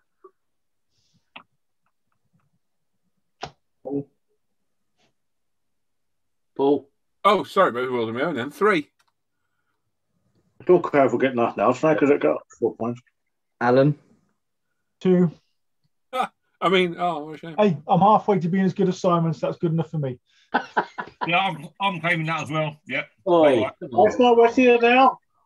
Sam Luke. got 4. Is that me? Yeah. 8. But bullshit. Yeah, right. Get out of it. Do it, inquiry. He clearly likes Mozart. Sam, what did you say then? The names are, she's answering them for him. Norman. 2. 2. Daniel. Is that, I don't know how you say it. Yeah, no, that's right. Yeah, I got 4. 4. Call him Sausage Jack. He's all right. Al. 2. And then Jim. Is 1. 1. Oh, Jim. Well done, Jim. Terrible. This is European stuff. Come on. Jim got 1. I got 1. I managed 1. Is that everyone's at least Gary got 8. Sorry, I mean Luke got 8.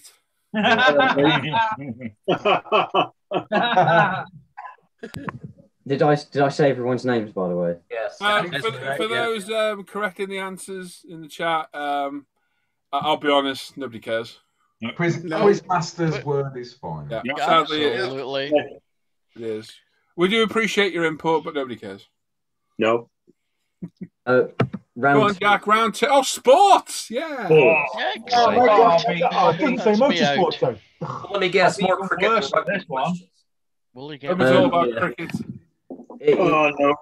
It's not. I don't think I Crown actually put a Bolton. cricket Please be one Crown. in there. Right, go on, Jack. Ignore all these.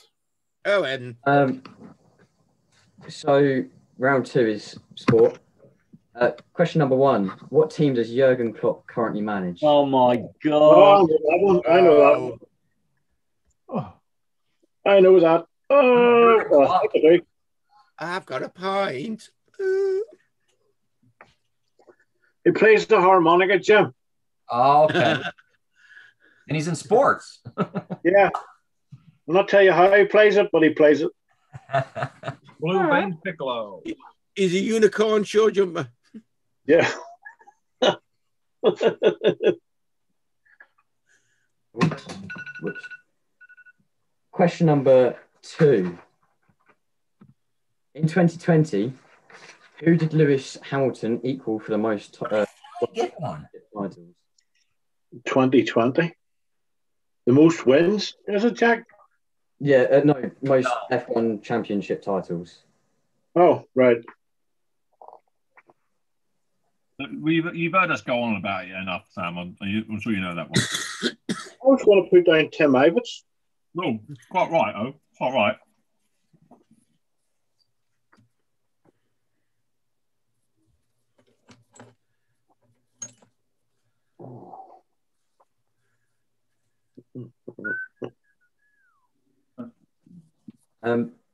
Question number 3.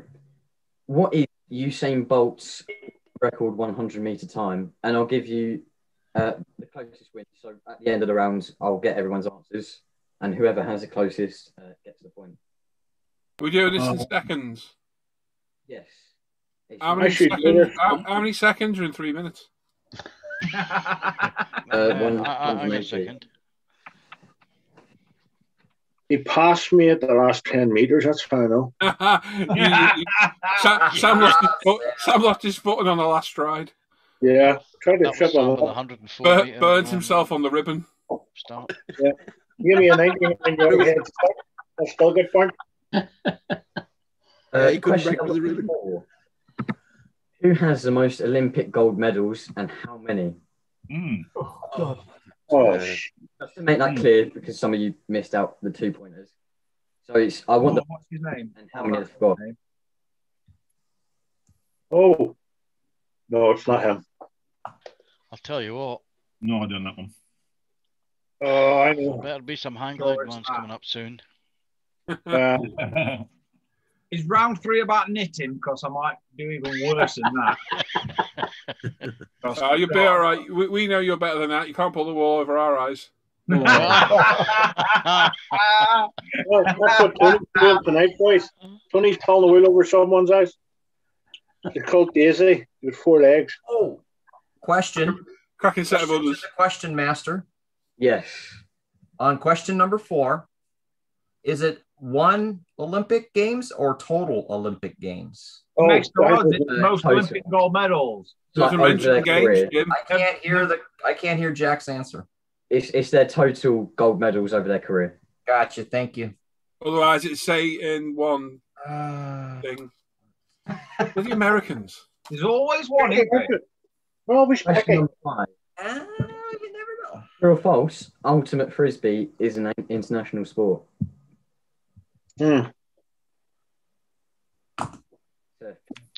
Great, a 50-50 question I'm going to get wrong. Of course, over here they play that frisbee golf thing. Who's trying to throw it in the game? That there is. I've seen the Buck Egypts out doing it. The who? Buck Egypts, BUCK. Just checking. Yeah, you thought I said something. I did. No. It broke up at the right time or the wrong time then, Sam. No, BUCK. Question number 6. Which country's rugby team is called the Springboks? Oh, I know one. Say that again, Jack. Say that again. Which country's rugby team is called the Springboks? Oh, Sam's blind, by the way, Jack, so you have to make sure you read them to him. No, I'm on the phone and I can't see it. And It would make no difference if you were on a giant cinema screen. You still wouldn't be able to see the writing. What shape? Oh, God. Who said that? Question number 7. Who was the first team to win all 4 divisions of the English Football League? Crikey. I'm just gonna. I ain't got a clue. Accrington Stanley. Who are they? Exactly. Oh, dear. Oh dear. Accrington Stanley. I don't really follow football. I'd rather poke an I don't either, but we'll give it a dig.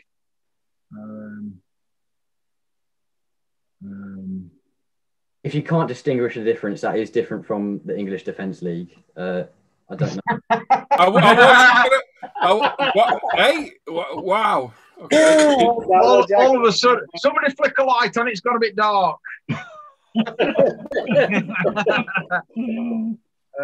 Sometimes people from like Millwall are pretty scummy. Yeah. Can I just say that the thoughts and opinions being expressed here are not expressed by ISM or UMP in any way, shape, or form. Have you noticed Paul knows that line off by heart? Yeah. Especially with Tim. Question number 8. In April of 2019, Mary Gregory beat 4 women's powerlifting records in one day, but was stripped of her titles later due to what controversy? I Hang on. Filthy gutted. I haven't done any powerlifting in 25 years, so I wouldn't know. Sam's going to know that. No, I haven't lifted weights 25, 30 years, man. I should Am I allowed to read out my answer later on? As long as it's not the one that I've thought of, and there's a possibility me and you have thought of the same thing, I think you should PM me your answer, Tim. Oh, no. I'll PM you what I think is the answer. I've got a feeling you're thinking the same thing I am, and if you are, you ain't saying that live on air. I bet it's the same thing. I bet you any money. I mean, is it a possibility that it's the answer? Yes, it is. Yeah, I think I know it. Yeah. I kind of did. I've gone with an ecumenical answer instead. Is that not allowed on stream then? No, as long as it's true, it's fine. It's true. It's a fact. So I'm going to put down my answer then, sorry. I've already written it down, so. Is what you're thinking is what I'm thinking. What I sent you. Oh, I don't know. I haven't seen your message. Oh. Yes. Yeah. I've worded the difference. One's off to chip the chat. Yeah, this will be good. Right, go on. Next one. Come on. Yeah, question 9. Which legendary UFC fighter went 29-0-0, which is 29 wins, 0 draws and 0 losses, and never bled in a single fight in his career? Think now. Allegedly. Was Bruce Lee a UFC fighter? No idea. No. Can I just say something? You know the exact answer you sent me, Tim? Sean sent me the exact same message, word for word. Hang on, do you got people sending you answers? Oh, is it? Oh? Oh, yes, that was Agnes Brown, wasn't it? Question number 10 is, what is the maximum score you can achieve in a 10-pin bowling game? Overall or per frame? Overall. This is how quick the pensioners can run on the grass. Oh, I've always found that fun. The maximum score, it must be per game. Yeah. So I'm assuming it's not what you're thinking, Tim. Dan, you think I'm thinking, which is amazing. No, it was Dan. It must be what is the maximum score you can score in a whole game, I'm assuming, Jack. Yeah. That's why I asked if it was per frame or game. Game or match? I think it's per game. Yeah. I know darts. I know darts, so I'm guessing. I'm still smart from the bowling alley. Answers. Do I need to quickly censor No. No, you'll be fine. Okay. As long as you haven't worded it the way Tim did, you'll be fine. I've tried to be gentle. No, that's fine, mate. As long as it's factually correct. Use lube. Okay. Of course, Liverpool is Jurgen Klopp's team. Oh, it was close. Although maybe for not much longer, considering they're doing pretty poorly. Michael Schumacher also has 7 World Championship titles. Should have known that. Could I just get everyone's answers for question number 3, please? If I'll go down in order of my list. Tim, what was your answer? 8.36. No. Yeah, well hang on, let me just write this down. I'm well off, I'm guessing. Yes. Yeah. Dad? 14.2 I put. Well out. 14? Was he running backwards? I was going to say, what did he do? Run for a cup of tea and then do it again? He stopped to tie his shoe. Sam, what was your answer? 9.70. Ooh. Paul? 8.2. I was a bit optimistic. Yeah. Not as bad as your dad. I thought it was the 8th. Alan? 8.41 I put. Oh, see a lot of us down there, isn't it? Luke? 10.2. That's good, I would say. 9.47. Oh. Good guess. Very specific. Daniel? 9.8. Ooh. That could be it, but... Was that? Oh. Al? 9.1. And Jim? 9.2. So that one goes to Norman. Well done, Norm. Hold on. Just to prove it. We trust you. Yeah, we believe you. We believe you. We don't believe Luke's first round, though. No, hang on. Let me write all your answers down.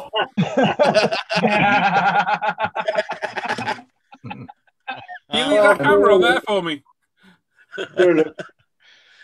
Question number 4. You get a point for Michael Phelps and another point for 23 gold medals. Yeah.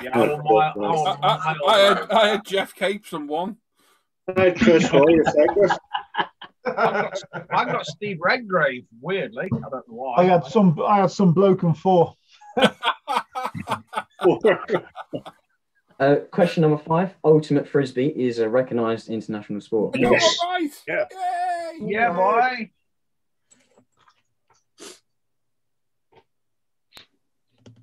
I've actually heard it's more lethal than rugby with the contact and stuff. Yeah? Yeah. I guess you got a chance of throwing the game.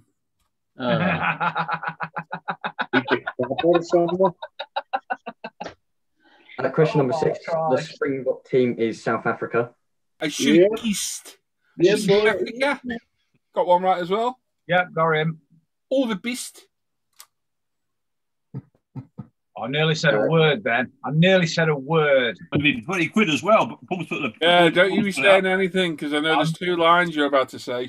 Oh, my good God, yes. Anyway, moving on, Jack. 7 is Wolverhampton Wanderers. I had Leicester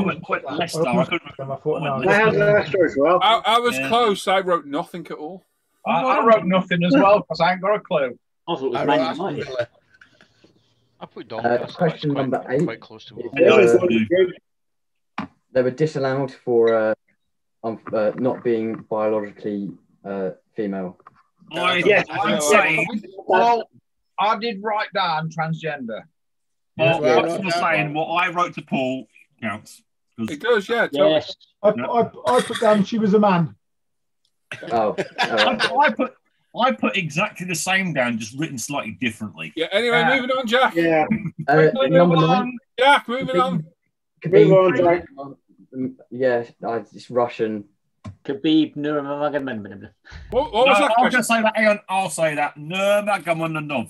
You see, I had that answer, but I spelt the surname slightly wrong. Did you? I'll give it to you if you just put like Khabib. I had nothing. What was the You question? know what? I wrote Ken Shamrock. What was the question?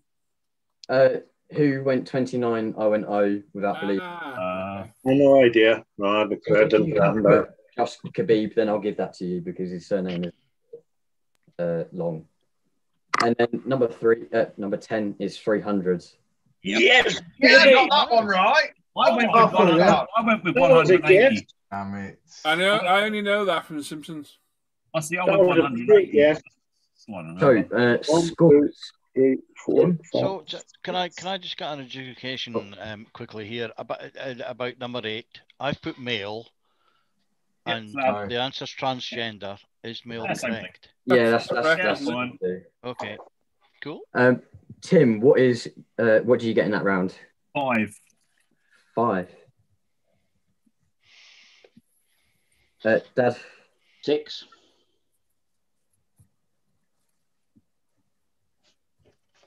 Sam? 6. 6. Paul? 5. Which I'm actually quite impressed with, to be honest. Alan? 3. I mean, no.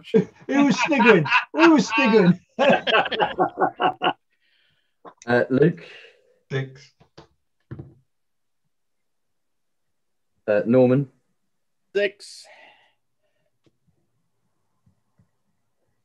Daniel? I got 6. Rubbish. I bet. Oh, I bloody did. I nearly swore again then. Al? Uncharacteristically, I got 6. Well done, Al. Well done, mate. What better than me? And then Jim? 6. 6. And Jack, it's Norman Dan next time. What's that? You can be less formal. It's Norman Dan. Yeah. Or baldy and sausage. You can call your dad a git as well. Yeah. Yeah. Can do. Okay. There you go. We find it, now you're 17, you're allowed to call him rude names. It doesn't get in trouble anymore. Your official name is now Git. Hey. Hey. What's this one about? Film and TV. Well, TV. Some of you might be quite big on your film and TV. I don't know. There's some of us that don't watch TV or film. I don't watch a lot of all YouTube videos. Anyway, Jack, carry on, mate. Ignore these. Yeah. Oh, don't worry. There's no YouTube videos. Anyway, question number 1 is who won the first series of RuPaul's? Hang on. Anyone don't know the answer, it's going to be Jim. Isn't it? Come on now, Jim. We need. I don't know. I'm shocked. No idea. I'm staggered at that question, if I'm honest. Hang on a minute. There's only one person I know that would know. Yeah, there is. That's like a unicorn question, that is, isn't it? Yeah. No, because this makes sense. Mine's a one-word answer. Well, I'm not getting that one right. No, I'm not getting that one right. I'll go with Dave. I'll go with Dave because Dave's always my go-to answer. Danny LaRue. Mine was built before. Question number 2. How many hosts have the of the Great British Bake Off have there been? Oh shit! You get a point for each host that you don't have to name them. You don't name them as well. Just say how many. Keep it easy. You don't have to name them. Actually, that's all right. I'll rephrase it. I've just took a shot in the dark. I'd rather. Let me rephrase that. I'll change it to a number. You just have to give me a number. Okay, mate. Yeah. Well, I took a shot in the dark, and I'd rather take a shot at RuPaul. Not like that. I just had to clarify that. Not like that. You're done. Don't believe it, man. Don't believe it. Cheers, Tim. Cheers, mate.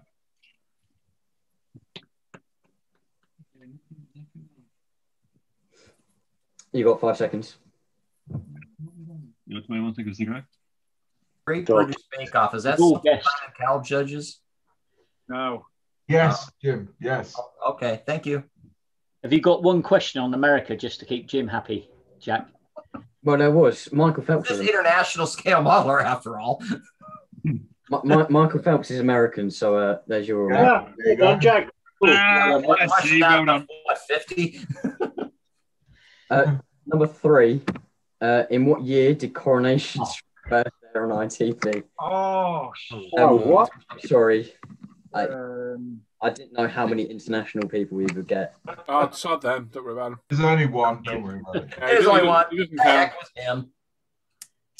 again, another shot in the dark. Yeah, the Coronation Street first day. Oh, well, that's been around for years, so I'm going with. Now, had that been Game of Thrones, I'd get that one. I wouldn't even. I hadn't even watched that either. I obviously watched it, but I'm guessing it when it was first aired. I'm going with like one of this old group's ages. Just for Jim, Hey, Jim, they can get a point. How many episodes are there of Game of Thrones in total? That's your. Hang on, this is unfair. no idea. We can get that. Let's be real. Jim's going to lose.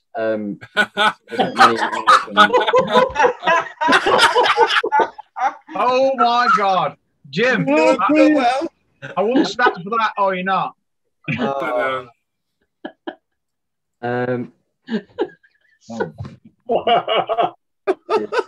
70. Oh, no, wait a minute. No. Anyway, Get back to me. Let me do some math. You get too many points in this one. Question number 4. Who played Rodney Trotter in Only Fools and Horses? Oh, that's dead easy. Oh God, what's his name? That's number 5, isn't it? That's dead easy. Alan's like, shit. Yeah, I know who he is, but I don't know what his name is. I'm terrible at names. Don't even know my own bloody name. 73, young Jack. I was quite good. Yeah, with I'll give you a point Kassandra for that. That's well I was done. quite good with Kassandra being in earlier. Then there you go. I've probably spelt his name wrong, but I know what. I've got no idea with this. I'm no good with names. he was good in Frost. it was 73. Do I get a point as well? Wasn't he? He was good in Frost. He was good in Frost. Unfortunately, not. That's just for our internationals. Yeah, and I already said it, Norm, so you'd be cheating. I'm a Geordie, so that's an international. I'm going with 96 anyway. That's my guess. International terror. Number 5. What is the main pub called in Peaky Blinders? Oh, yes. Hey? No, The main pub that the Shelby's own in Peaky Blinders. No, it's a Again? Birmingham thing. The only ones that's going to get it is Luke. again, that's another program that I've not watched. The pub is actually still there, and it's still a pub. Again, 20 past. On it's Christmas Day. Hang on, Rovers return. Hang on, the Woolpack. That is a pub round the corner from me that's a strip bar. Oh, what? Cool story, bro. Yeah. By any chance? At least it's called a titty. We call it the titty bar. Out of all the stories I've heard today, And you're telling us this because I knew Dan would enjoy it. yeah. Anyway, Jack, carry on, mate. Tim's got a 10-year membership to it. Yeah, carry on, Jack. Number 6. What does Tom Hanks compare life to in Forrest Gump? All right. Just for the record, Jim, easy Tom one. Hanks is American. Yes, that's why I know this. I got Tom in the butter. Run, Forrest, run!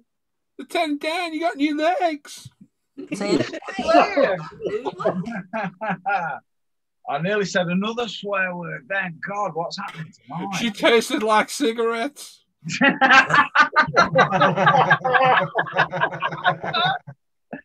Oh, Christ. Question number 7. What movie did Steven Spielberg win his first Oscar for Best Director? Oh. I know that one, I think. What do you call that? Oh, hang on. No, it's not that one. It might be. Yeah, I'm going to go the other way. The Adventures of Sylvia in Downtown Dallas. Debbie does. Hang on. Oh, geez, now I can see it. Oh, I can't remember the name of it. Is it too easy to do Frame Roger Rabbit? Question number 8. Oh, 2 batteries. What is the name of Jack Sparrow's ship in Pirates of the Caribbean? Oh, another easy one. Shippy McShipface. That's not helping me remember that. Jack Sparrow's ship. I never watched it. Weren't it called a submarine? Was it yellow? Yeah. No. Man, that's really good. Number 7's really going to annoy me because I know this. I can see I don't know number 8. Well, it is a full moon tonight as well, isn't it? I've probably gone the wrong way, but not like that. But yeah, I'll probably. I don't know. I'm hoping I've not ruined number 7 for myself. Question number 9. What planet are the Transformers from? Transformia? Krypton. Transformers? What's that? You know, Bumblebee and all that. We've got his name now. The guy from the pet shop. Wasn't it Endor? Wayne from the pet shop. He's about that one. Yeah, it's Endor. Endor. I should know that, and I honestly, names are no good for me. Moon. Planet. Question number 10. Planet, I can get half a point. What is the name of the ginger actress who jumps out the window in the opening scenes of Women in Black? No. Of what? I want to raise a racial complaint about calling her ginger. Right? Yes, Timothy. Timothy. Yeah, of course. Because you are so politically correct, aren't you? Yeah. I'll back you up. I'll back you up on that one, Tim. Because that's what the hell? What the hell's the woman in black? I don't know idea. So I can guarantee that only one person here will get this right. Because I know why. And who's that? Is that Jack by any chance? No, it's me. No, well, Jack obviously because he knows the I know why. Well done, Sam. Yes, I've got that, I think. What's your... Oh, yeah. Hang on, you're helping each other out there. Yeah, aren't they? No, Jack, they're cheating. Cheating again. Cheating. Points off for each. To be fair, there wasn't any explicit conferring. I tell you what, you can really go off people, can't you? No. Let's rewind this. In other words, what Sam and Simon have just said is Sam knows the woman that your father likes to think about, other than your mother. That's what that's been saying. Have you twigged it, Luke? Yeah. Hang on, this is not fair. This is not fair. It is. I'm not having this. The clue I've given you makes it very easy, actually. I think we need Tracy to adjudicate this. Yeah. I don't know what's on. Call your mum and tell her to come up and tell your mum to come up, Jack, and bring his slippers. Rolling pin. Come on, let's get the answers. All right, answers. So the one who won. Well, one away. No. Yay, one. There have been 5 hosts of the Great British Bake Off. I got that wrong. 3. One away. That's still not a point. I need 5. What was number 1's answer, Jack? What's that? What was number 1's answer? Number 1, Vivian. Oh, no. Question? Question number 3. What you asked what the question was for number 1? Yeah. Who won RuPaul's Drag Race? Oh, right, okay. No idea. The Vivian. Yeah, anyway, moving on. Timothy, moving on. No. Leave it. Vivian. Leave it. Number 3 is Coronation Street, first aired in 1960. There's only one Vivian I know. I had 63. I had 66. The person who played Rodney Trotter is Nicholas Lyndhurst. Yes. Yeah, baby. I remember that. 1. The main Shelby pub in Peaky Blinders is the Garrison. No, I had it. Who shot the Patreon? Luke doesn't count. Oh, Luke cheats. Huh? Hey, what? Cheating? What? Yeah, Luke cheating because he lives around there. That's not fair. You didn't bother. Forrest Gump compares life to a box of chocolates. Yeah. Got 1 point. 2. And I've got 3. Steven Spielberg won his first Oscar for Best Director for Schindler's List. I thought it was the ones with the aliens where they take the old people. Those encounters. Close Encounters of the Third Kind. Well, I thought Hang on, whoa, hang on. Tim just described Cocoon. Yeah, sorry, no. Yeah, see, thank you, Paul. Cocoon. That's what I was thinking. I thought that was him. I thought it was Close Encounters, but I might be. Yeah, I put that. That's what I put as well. Funny enough. I think we should get a point for putting Close. I was thinking Cocoon, but I couldn't remember the name of it. Cocoon. But I didn't know who it was. And I was just thinking, I don't know who did that, but I'm thinking that one. Good film, that. I think Ron Howard directed that. Oh, okay. What, Cocoon? That was definitely worth an Oscar for its directorial. Are you punching a bid in on that, Paul? The ginger kid from Happy Days won an Oscar for it, yeah? Yes. We'll be in a bit, yeah. You. Jack Sparrow's ship is. If you are, I won't. You go for it. No, Ron, you go for it. I'm broke. I'm broke. You go for it. I'm broke too, but there we go. What is it? BMW. Anyway, carrying on. Jack Sparrow's ship is the Black Pearl. Yes. Transformers come from Cybertron. Yes. And the person who jumps out the window is Emma Shorey. No. Yes, I knew that. Well done, Sam. So, scores. Tim, how did you get this round? Tim? He's just taking his socks off so he can add. Andy in the chat, that was George Lucas, American Graffiti, I think. Yeah. I'll skip Tim. Git, what was your score for this round? I burnt it there. He'll pay. 4. 4. Hope you got the last one right. I did. What was your score? Who? Me? Simon, what was your score? 4. Playing golf. Sam? 3. Paul?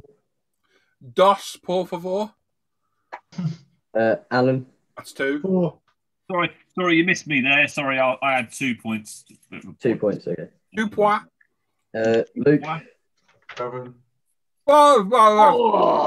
Was that 7? 7. Yeah. Okay. Norm? 3. Dan? 5. Al? 2. And then Jim? I had 3. Hey, Jim.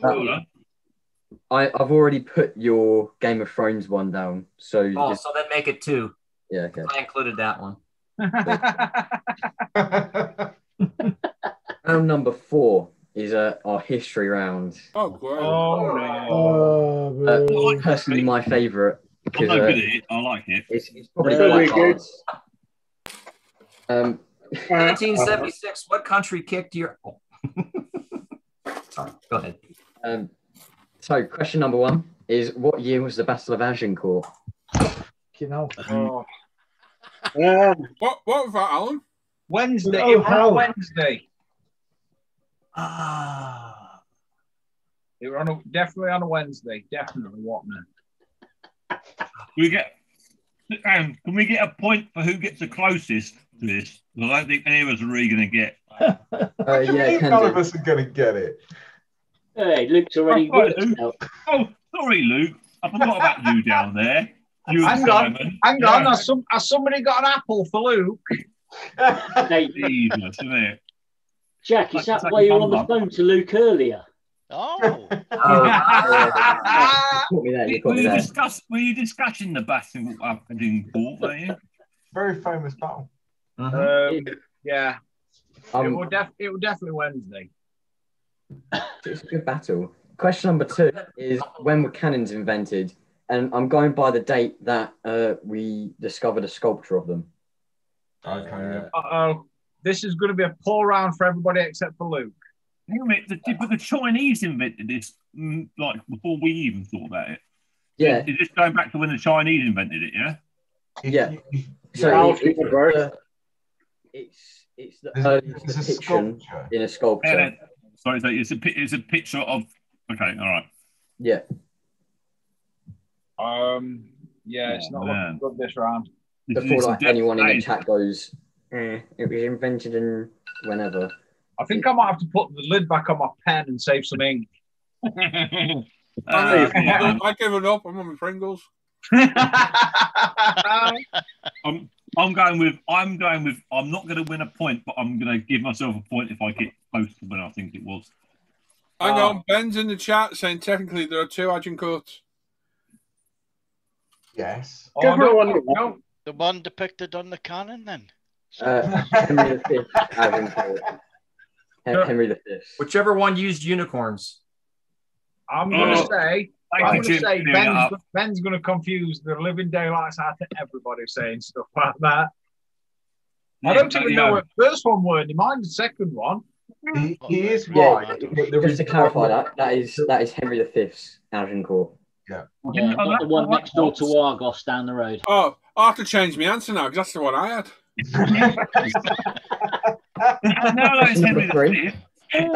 How long did the Roman Empire last? And I'm going from the founding of the city to the fall of Constantinople. And whoever gets the closest wins. Do we have to go? Hang on. Do we have to go down to year, month? Yeah, it's just year, not date or anything. Number. Remember, we're after the name of the song, not the artist. Oh my good God. How many years? All right. How long? I want to clarify that again. That is from the beginning of the city, so allegedly after the fall of Troy, and to the end of the fall of Constantinople. Whoa. Jesus, Before I was sorry. anyone in chat goes, because this is honestly, none of us know or care too much. So can I just say for the record that next time we do one of these, you need more questions on monster trucks? Okay, right. How many times can you back? We need to get Rancher Dan in here. Question number 4 is, when was the fall of Constantinople? Honestly, that was that date. It was definitely there. If I put the answer when he tripped, will that count? Constantinople isn't a person. I just want the year, the actual date and the month, just the year. Can I just write Thursday? Makes it so much easier. I'm glad I cleared up. I'm going to say Thursday. Definitely Thursday. Wow. I am as thick as a brick. Dan, don't worry. I'm right next to you, Dan. I'm with you. Are we building? Are me and you building a wall, Tim? Mate, I've written down numbers that I've got no idea. I'm just literally guessing. And I wrote down answer 1, and that's all I've written. I don't mean the answer. I don't mean the answer. I just mean the number 1 in preparation, and just gave up. I've written. Someone say last Thursday as well. I haven't got Dan, I'm going to be another brick in that wall as well, mate. Oh, good lad. Bringing it up. Say brick, Simon. No, I think Simon's bullshitting us there. That's what I'm going with it. I think secretly he knows all the answers. Yeah, I wish. Did someone say last Thursday as well? Because that's a religion, last Thursdayism. Excellent question from Thomas. Why are all the history questions about dates? Because that's history. That's history. History is all about dates. Yeah. Question number 5. Numbers between 1 and 10. What are the 7 wonders of the ancient world? There we go. I might gain 1 point, maybe. That's 1 point per wonder, so 7 points for grabs.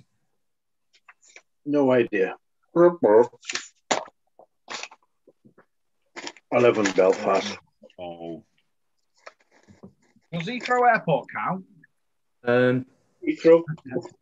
I'll give you Luton. That's a bit of an ancient airport. Needs some renovation. Oh, hang on. Oh, I might get 2 points here. That was a joke, by the way. No, I'm not giving you Luton. Can I just say, Thomas? Yeah, there is more to history than dates. You're right, but Jack very kindly set this up for us, so it is what it is. Yes. Just smile and wave. Yeah. There's a few more date ones, but there's also a few sort of. There are other things you can do on a Friday evening, should you wish. No. Hang on. I'm going to be annoyed when I see the answers for this because I would have thought I'd remember what these were. Does Wembley still count, even though they got rid of the old one? Yeah. Yeah. Okay. I might have 4 there. Well, I'm down. I'm moving on to my Galaxy. Okay. I've had me caramel. I'm happy. Question number 6. When was the Marco Polo bridge incident? Can we swiftly move on to question 7? I want to clarify. If you know World War II, then you should know that, really, because... Again, I'll refer you to my first statement. Can we move on to question 7? Yeah, we can go straight on to question 7. Question 7. How close have we come to midnight? And that's... yeah. Oh, hang on. Like the closest we've come in... I don't have the answer to that. Pretty damn close. Shane in the chat, Hanson, is it modern wonders or ancient wonders? And as everyone in the chat pointed out, it's in the question. What's that? Yeah, ancient world. Well, I'm having a stab at dark here. Yeah, see, I can remember what they all were. Or I might just stab myself in the neck and just get it. I've bled to death already. That'll be... There's some interesting physics ones in the next round. Wow. I can definitely tell. That I left school at 14. I can definitely tell that. Right, next question. Come on, number 8. Let's get through because we ain't going to know half these. Number 8. Whose body was exhumed from Westminster Abbey more than 2 years after his death to be executed for treason? That was that bony fella, weren't it? Probably would have been. After he was dead, they didn't execute him. Yeah, he was dead. Yeah, that sounds like a waste of. Probably about a couple of years ago because they like to waste money doing stupid shit like that. I'm gonna say that was definitely on a Saturday. It's after a few drinks Friday night when we've all got a good idea. And everyone agreed to it. And then everyone turned up in the morning with a bit of a hangover and went, "Are we going to do this?" And then someone was still a bit drunk and they started handing around whiskey. And it all kicked off. And yeah, it happened. May I point out that's also not a date, that's a person before you say that's a date. What? I also just want to state for the record that I'm going to ask for a DNA test to make sure he's not Jeremy Paxman's kid. I was going to say, I'll just double check, Si, because it's looking a bit dubious, mate, isn't it? It's looking very dubious. Who is that? That wall's getting bigger. Who is that? It's not a challenge. Well, I think for the record, this round there's going to be a massive wall. Sterling job, mate. Proper question. Thank you. At least someone appreciates my time and effort. Yeah, we all do, Jack. We all do. Oh, we definitely appreciate it, but yeah. It's not often I get to sit and chill out while we're doing this. What day, month, and year was Julius Caesar assassinated on? That was definitely a Friday. Oh. What? No. That's a Tuesday. That was a Tuesday. Oh, it might have been the Tuesday. I'm thinking of the wrong person there, aren't I? Yeah. Obviously. I have Tuesday. No idea. It's going to be a Tuesday. And what month is a really shit month? February. Everyone's proper skint mid-February, isn't they?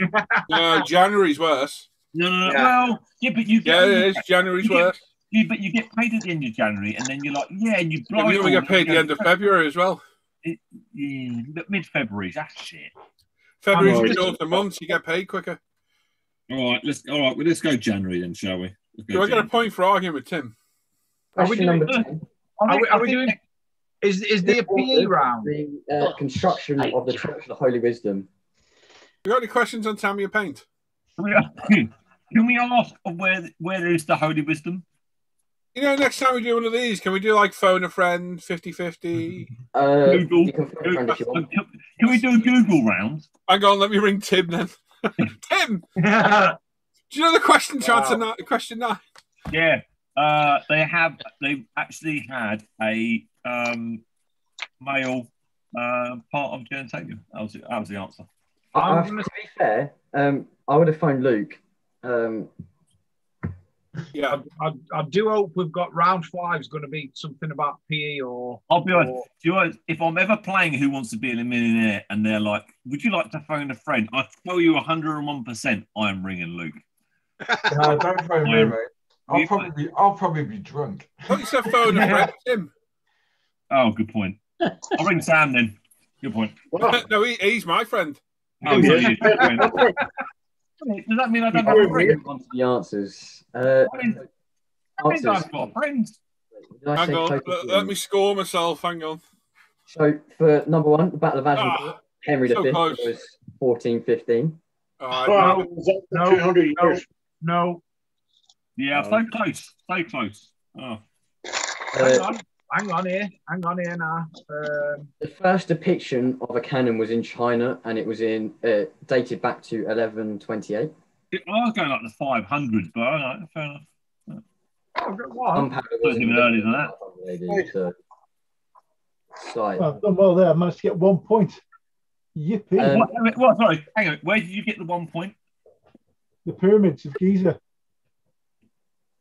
Oh, we haven't gotten to that bit yet, but sorry, I was speed reading, and I didn't have that many answers to mark at the end of the day. The Roman Empire, from the founding of the city to the Constantinople, went over 2,204 years. I did say that was the closest win, so could I have your dates, please? Mine was 260. 200. Oh, okay, that's a little bit off. Yeah, a bit short there. Yeah, mine's not much better. This question? For number 3. 124. Number 4. Sam. 200. Christ, what is this? I'm in the winning position right here. That's a pretty looking wall, I'm just going to say. My answer's looking better every time somebody says something. Paul, what was your answer? You can just keep on rolling by me. Okay. Alan? I'll put 300. Oh, you beat me. Luke? Well, I got 2,123. How many? 2,123. I reckon he's cheating. What was the question? How long did the Roman Empire last? Oh, yeah. From the founding of the city to the fall of Constantinople. Norm? 300. Yeah. Dan? I got 2 right. Yeah, keep on sliding by me, Jack, because I ain't got clue, mate. Al? 652. And Jim? 451. They were asking your age, Jim. I think that pretty decisively goes to Luke. Of course it does. Well, I knew it was about 2,000. The 123 was just a guess. It's quite a long time, to be fair, for an empire. Yeah. Number 4, Constantinople fell in. I was out by 20 seconds. Sorry. Repeat that, Jack. Sorry. What was that? Constantinople fell in 1453. Well done. I can't wait to hear Dan's answers on this one. On which one? On number 5? Yeah. Well, I got 1. Yeah. I got 1. Well, yeah. I got the pyramids. I got pyramids. I'll rattle Just to clarify, yeah, okay. Is that in Egypt then? Yeah. Easy. Yeah. So number 5, you've got the Great Pyramids of Giza, Hanging Gardens of Babylon, Light of Alexandria. No. The Colossus of Rhodes. No. Temple of Artemis at Ephesus. That's the one. Statue of Zeus at Olympia, and the Mausoleum of Halicnus. Again, yeah, that's Yeah, the that one. No. Yeah, I've got the pyramids, and that's about it. I got pyramids. So stand by. I put the Chinese wall. I've got Hang on, and the Taj Mahal. I meant the curry place down the road. Is Stonehenge not on there? I'm sure Stonehenge is one. I thought Great Barrier Reef would have been on there as well by then. It's a natural wonder there, Timothy. I know that. Ancient wonders. Okay. There's people in the chat who are critiquing. No one cares. Yeah. Seriously, no one could give any less of a shit. Yeah. And a shiny one at that. Yep. Question number 6. The Marco Polo Bridge incident happened in 1937. No. Hang on, what's that got to do with the Second World War? Well, precursor. Some historians say it was the start of the second. That's where the guy got shot. Yeah. Ferdinand. Yeah, that's where he got shot. No. The Marco Polo Bridge incident happened between the Chinese and the Japanese and was the spark to the Chinese-Japanese war. Yeah. Oh, sorry. I told you it were on a Thursday, though, didn't I? Oh, boy. Close enough, Dan. Close enough. I was out by 20 seconds on. I thought I said 2 minutes to midnight as well. Yeah, so. see, I said thought 2 minutes. Yeah. I thought it were 120 seconds because 2 minutes to midnight. It was 2 minutes to midnight in 1953. However, last year they moved it to 100 seconds to midnight. Well, they're not allowed to because that weren't back in my day. That weren't happening. I never knew that. Back in Dad's day. We're actually closer to midnight than we ever have been. That was because I'm completely uneducated. What the hell is this about 100 seconds? You don't know what this is about? This is nuclear holocaust. Yeah, doomsday clock is how close we are to killing ourselves, basically. It's the end of everything. When one fires, they all fire. I would definitely 100% right that it's 120 seconds. So what was the instant for the 100 seconds then? It'll be Iran and South Korea. It was changing. It's a mounting pressure from climate change, plus Trump doing stuff North Korea, North Korea and Iran. I want to say, Kim Jong-un stubbed his toe. I didn't realise they actually changed the clock for it. Yeah, it's a hypothetical situation, isn't it? They had it during the Cold War. It was a bit of a visualization for people to understand what was happening around them, because it was very political and it was all behind the scenes and no one really knew and understood what was going on. So it was a visual thing for people to see how close they were getting to midnight when they would fire everything. So is it literally saying at any one time we're 100 seconds away from annihilation? Yeah. Basically. So on the other end, it's pretty terrifying, that, isn't it? Yes, pretty much. Yeah. So I have a question. So Trump going over and talking to the North Korean leader was closer to nuclear Armageddon than the Cuban Missile Crisis. It was. I think it's more because of the Iran at the same time. You got to remember Iran's nuclear thing was kicking off, and like I said, it's the climate change as well. Do you know what I think? We should just jump to scores because everybody scores shit in this round. Everyone's terrible. Yeah. 11:59 p.m. is the wrong answer. It's an interesting one though, because as Tim rightly says, it's not just about nuclear war; it's about everything that's going on. It changed now. In 2020, the other word that I nearly said. Well done, Simon. You can manage not to say that, but you said the T word instead. Yeah. Or the F word. Nearly. Oh no, well done. I nearly said it. Is a big factor in that last year, plus all the other stuff and climate change, etc. So we were, that close to wiping ourselves out in theory. Scary when you think about it. It is. Very. On the opposite end, other than before its invention, the furthest away from midnight we have been was in 1991 when we were 17 minutes away from midnight, and that was the collapse of the Soviet Union. Well, That's the furthest we've been. That's a load of rubbish because I seen Ronald Reagan pressing that red button many times in Spitting Image. Yeah, Spitting Image. He did call him for the nurse. Yeah. Exactly. There you go. Wait a minute. Jack is going to have no clue what the hell Spitting Image is. No, he won't know or Ronald Reagan. Yeah. He'll know Ronald Reagan because he's doing American history as part of his Ronald Reagan. Spitting Image is a puppet thing. You know Spitting Image. Do you know who Bird Poo is? Yeah, I do. The Russian Bird Poo head. Yeah.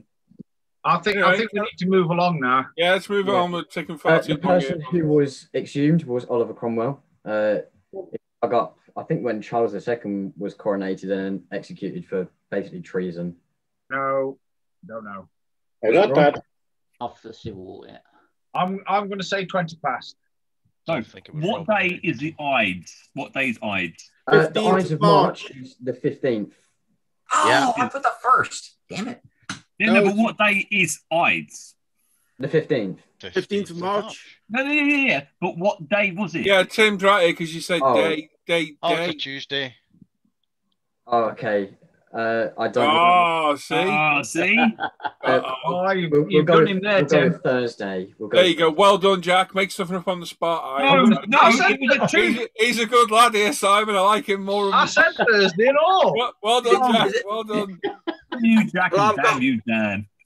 I've got March 44 BC. Is that 2 points or just one? I don't believe you.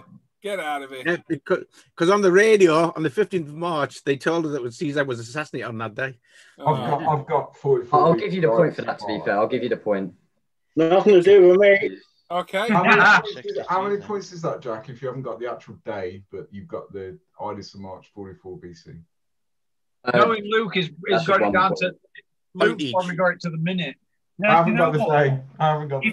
If someone actually had the time, we could actually virtually trace it back. If we know it's the 15th, we know what day it is this month, this year. Well, then you crack on, Tim. You could actually work it back. I don't think your phone calendar will go back that far. Justinian the Great scores are. Hang on, is that Justinian the First? Yeah, Justinian the First or Justinian the Great. I had Justinian Third. Oh. It's like not good enough, no? The less great. Yeah, I was just out. I had Justinian's half brother, Fred, didn't I?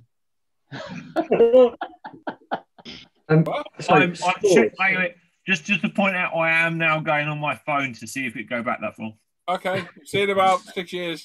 Incidentally, for number 8, I put Beetlejuice. I couldn't think of anything else. Like I said at the beginning, I preempted answering the question number 1, so wrote 1, and that's literally all I wrote for that round. Okay. But I did really enjoy my Pringles. Tim, what did you get, by the way? 1 point. Tim, Tuesday. Tell it was a Tuesday. I'm told it was Tuesday, but he said it was a Thursday. So he's Quizmaster. That's what we have to agree with.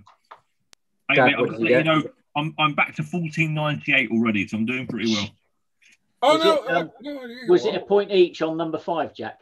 Yeah. 6. I get 1.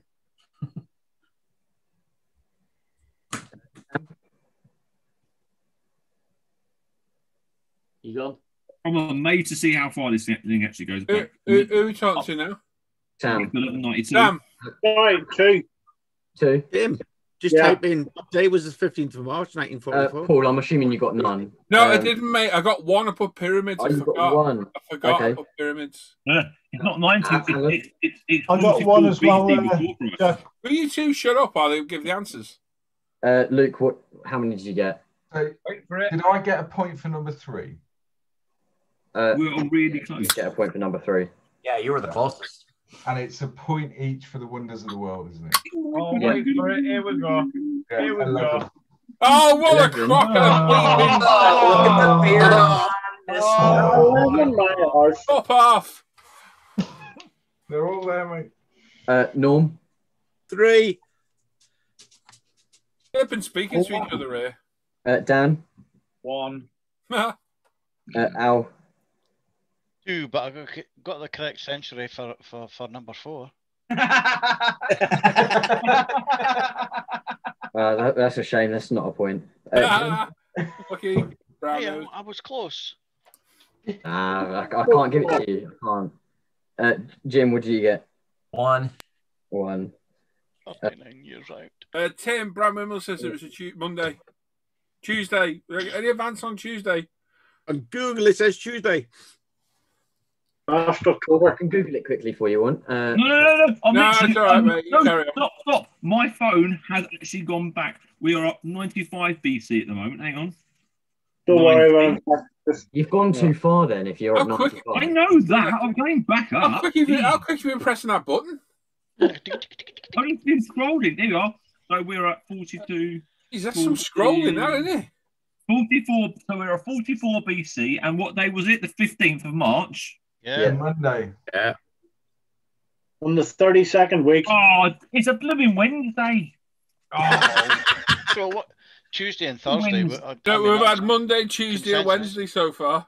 It is 101% Wednesday. It was a Wednesday that he got killed. Hang on. Did it rain that day? Anyway, who cares? Let's crack on. No, fine. I'll check, Dan. I will check. Science. There we go. Luckily for this one, I've already got number one written down. Sam asked for some molecular physics stuff. Oh, my shitting Christ! Come on. Can I just clarify that I did leave school at 14? I'm just going to clarify that. Right. Every day is a learning day. Yeah, it's a good point, Jack. Well done. Yeah, day's learning day. It'd be easier if there were multiple choice answers, wouldn't it? You know. No, I just need. That's not how it works. I'm expecting Sam to get this first one. So number 1, material is in the crust of a neutron star. Next. He said you're crusty, Sam. What? He said you're crusty. That's what he's suggesting there. Who said that? Anyway, moving on. Go on. Jack, Everyone give your answer. Down there. And what material is the crust of a neutron star? Is that like the sort of stuff that's around a peanut M&M? Toe jam is what I'm going with. Toe jam. I'll tell you what. I'll give you a clue. You're not far off with food. Cheese. More cheese, Gromit. I don't know why I shouted cheese. I don't know. Is this what? Hang a minute, Jack. Is this what your mother makes after you've not one of your dinners that you're not too interested on? Did it turn into a bit of that? What the hell was that gibberish? That's not even a question. That's barely a sentence. That's just a few words. That was just noise. Yeah. I'm going to have to watch this. Carry on, Jack. Sorry, Jack. Sorry. Out of all energy sources, what causes the least deaths per capita? And energy sources, I mean ones currently in use. What? What do people die less from using energy? So you've got solar, wind. Is that what you mean? Yeah. Yeah. Out of all energy sources. So what? You mean like if Jeff decides to put a solar panel on his roof and falls off? Exactly. That would be a solar panel death. So. Least blown to death. Jesus Christ. Jack, I was taking the piss when I asked you to do the star things. To be fair, you could take a punt. Like it's worth a guess. He did say punt. He did say punt then, didn't he? Yeah. Hang on, Jacko's 20 quid. I'm gonna just turn to whiskey. Anyway, we can pass the fine on down to Simon as it is his son. And he's under the age. So. Go on, Jack. Carry on, mate. Number 3. What does laser stand for? I bet you Alan knows that one. I should know what it is, but James Bond. I don't know. Equal rights. I'm gonna say 20 past again. Wait a minute. Do we get a point for each word within laser? No. I need the whole shebang. Me booger then. I'm not gonna lie. I didn't know it stood for anything. No, yeah. A good hint is if you look at any product that contains a laser, in it, i.e. a CD player, it will have a warning sticker on it. Doesn't have that on my laptop. What's the blooming S? What's the S? It might, but there's UMP sticker over it. Oh, bloody little one. Oh, come on. Question number 4. What are ohms a measure of? Oh. I might have got one right in this round. Well, I hope it's right because I use it for blooming work. So I hope we get that right. Yep, I produce that noise like Paul's jet. It's far to Ferraris. Question number 5. Tim just connects the wires. Tim just connects the wires till they stop sparking and smoking. No, that usually happens after I've connected the wires. What does DNA stand for? Do not actually know. Yeah. Oh, look, this is another cheaty one. Smoke Luke's coming gonna off know the Luke's answer to pencil that. because he's writing so fast and furiously. Luke knows the answer to all of these. You see, now I know what this is, but I always write it down wrong. So yeah, don't worry about spelling it. No, because I know what it is, but I always word it wrong. I'm gonna say skip the next 5 questions, just go straight to answers. And what I'll do before you give the answers, I'm going to tell you my answer because I always remember that one, but I know I get it wrong, and I will get it wrong, but I'm close to it. But I'm going with don't know at all. What are the 4 fundamental forces of classical, which is Newtonian physics? What? Does anybody want to come and build a wall with me? Yeah. No, I know that sort of thing. And that's a point for each of the forces, by the way. A point for each one, Jack. Yeah, that's a point for each force. Yeah. There's no prizes at the end of this, is there? I usually don't leave DNA. I wear gloves. I bought a collar. Oh, dear. I'm just going to tinker and do something else over here for 5 minutes. Question number 7. True or false? The range of gravity is infinite. That's a 50-50, so... wrong. Get it wrong, though. I did say, Jack, make them a little bit easier. Can I just film myself doing ballet dancing and send that in instead? I don't want to do that. Don't you lie again, Timothy. You love seeing ballet dancing. Jack, what was question 7? Hey, wait, did you say ballet? Did you say ballet dancing or belly dancing? Will you let them talk? God, sorry. Did you get that? What? No, go ahead, Jack. Okay. Question number 8 is: what was the man-made cause for the ozone hole? Sam's butthole. Yeah. Do you want the abbreviation or the full name? Abbreviation. Oh, here we go again. Here we goes. I knew you'd been on the phone for a long time this afternoon, Jack. So, Jack, did you make these questions or yeah? Were these... Oh, right. He's done well. I tell you what, he's done very well because some good questions. And he's definitely going to go far in life, or he's going to get beat up for being a nerd. I'll give you a bit of context. I take 4 A levels, and 2 of them are sciences, and some of these are all on in my. I only take painkillers. Are these quite basic questions for you then, Jack? Yeah, sort of. No. Oh my God! I think your dad should have prepped you a bit more about us that we're all thick. We build models in our spare time and don't build nuclear reactors, don't you? Right, can I just say, be very careful. Can I just talk to Dan, Luke, and Tim about this next question? What is a nuclear file? Gary.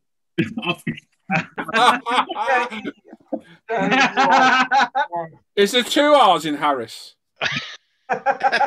Jimmy. That's what it is, yet? Oh, no. Time a kangaroo dance. Tell you what. Oh, no. Move on. Anyway, sure. Be quiet, Jimmy. And question 10 is how many vertebrae does it? That makes sense. Sorry, that's my. Do some math. How many vertebrae do humans have? Jim, do you know that one? Maybe. Luke does. Yes, Luke does.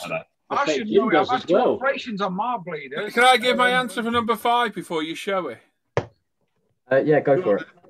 Right, I know it's wrong, but this is how I always remembered it. It's deoxyribose nucleic acid, but it's not that. It's different. That's right.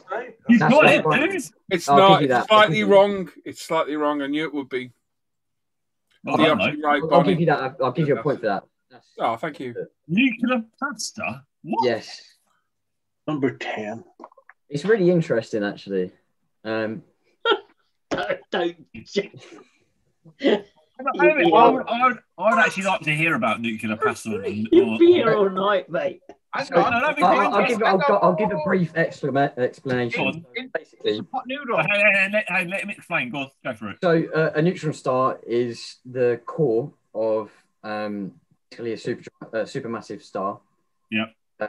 After supernovas, and in the crust, it's enough that protons and electrons bind to make neutrons, and the atomic structure breaks down, and it's just a mismatch of neutrons, basically. No, that's what they call nuclear pasta, yeah? Okay. Yeah, because it's definitely a pot noodle. Fair enough. Lasagna wouldn't do then. We know. What was the question for number 2? Number 2. Yeah. Was what has the least deaths per capita for any energy source. So if you just put nuclear power down there, would that give you the point, Jack? I'll give you nuclear power. I'll give you nuclear power. Do you know what? I would have thought it'd be water energy, but all right, fair enough. To be fair, because quite a few dams have been busted and killed a lot of people over the years. Good point. Yeah, good point. I put wind. No, because wind turbines catch fire, particularly when engineers are on them, and they die. Can I just say, I'm having a flashback to the 90s looking at Jack's hairdo. I'm just going to say that. You know, I was waiting to the end to say I'm pretty sure I had that hairdo when I was young myself. I had that hairdo in the 90s, and it was my Happy Mondays sort of period. Anyway, carry on, Jack. Yeah. Laser stands for light amplification by stimulated emission of radiation. I couldn't remember what the S stood for. Yeah, that's what I got light amplification emitting radiation. So, to be fair, if you missed one word, I'll give you a point for that. I got light assisted scary emitting radiation. Yeah, that's wrong then. No, that's more than one word. I'm afraid. I got 3. I had light amplified. I've got 3 words. I've got light emission and radiation. Yeah, there's I just put nothing. 3, 4, 5, 6. I put exactly the same as what Paul put. And I'm not joking. It's going to make no difference. Question is number 4. amplified? Is amplified count? Do we get a point for light amplification? No. Okay. How would Jack on this? Question number 4. Ohms are the measure of resistance. I got that one right. Yeah, I got one right.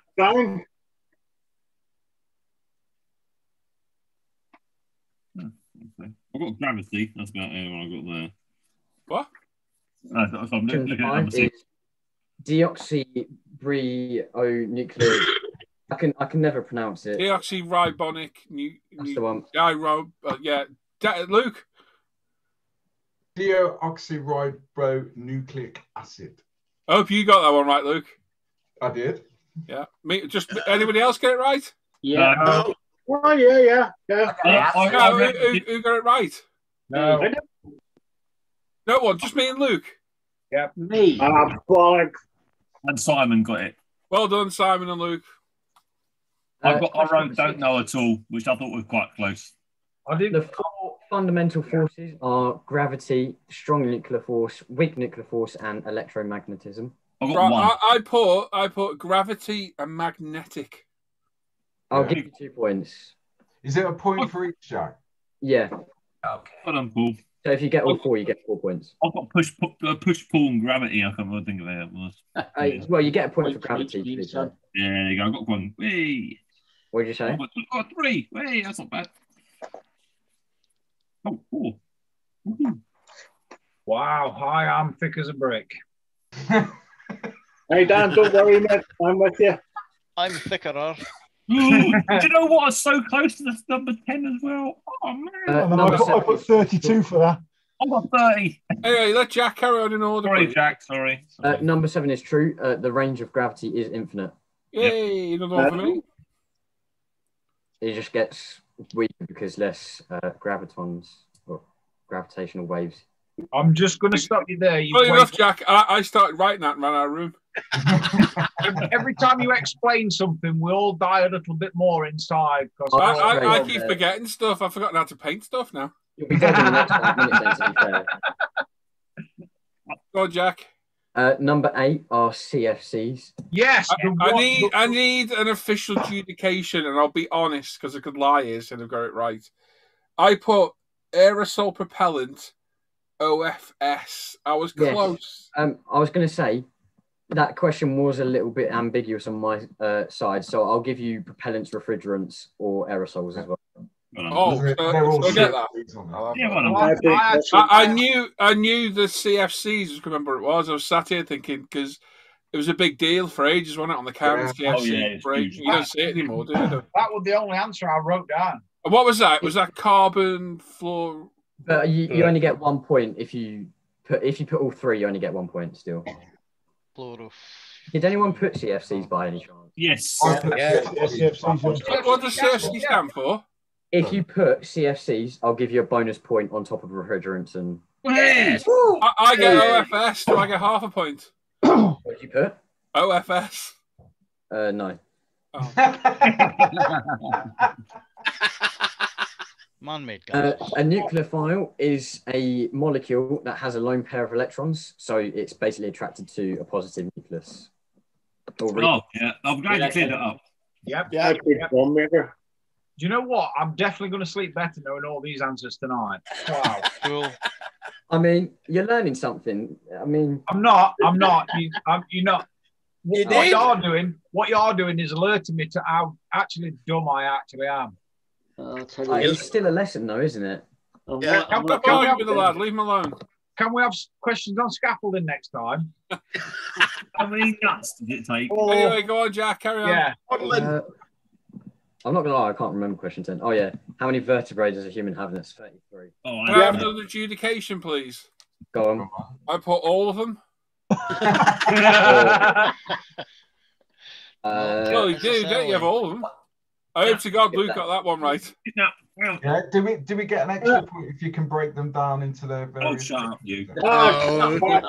I unfortunately, that's not on the mark scheme, so no. Okay.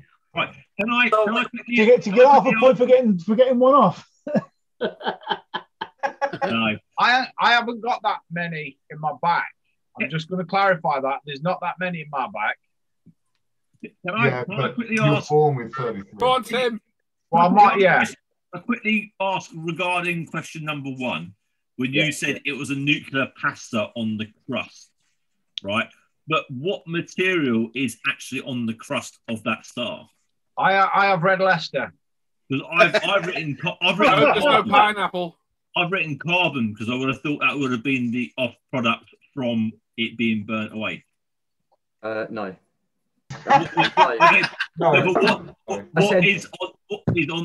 What material exists in the crust, not on the crust as well?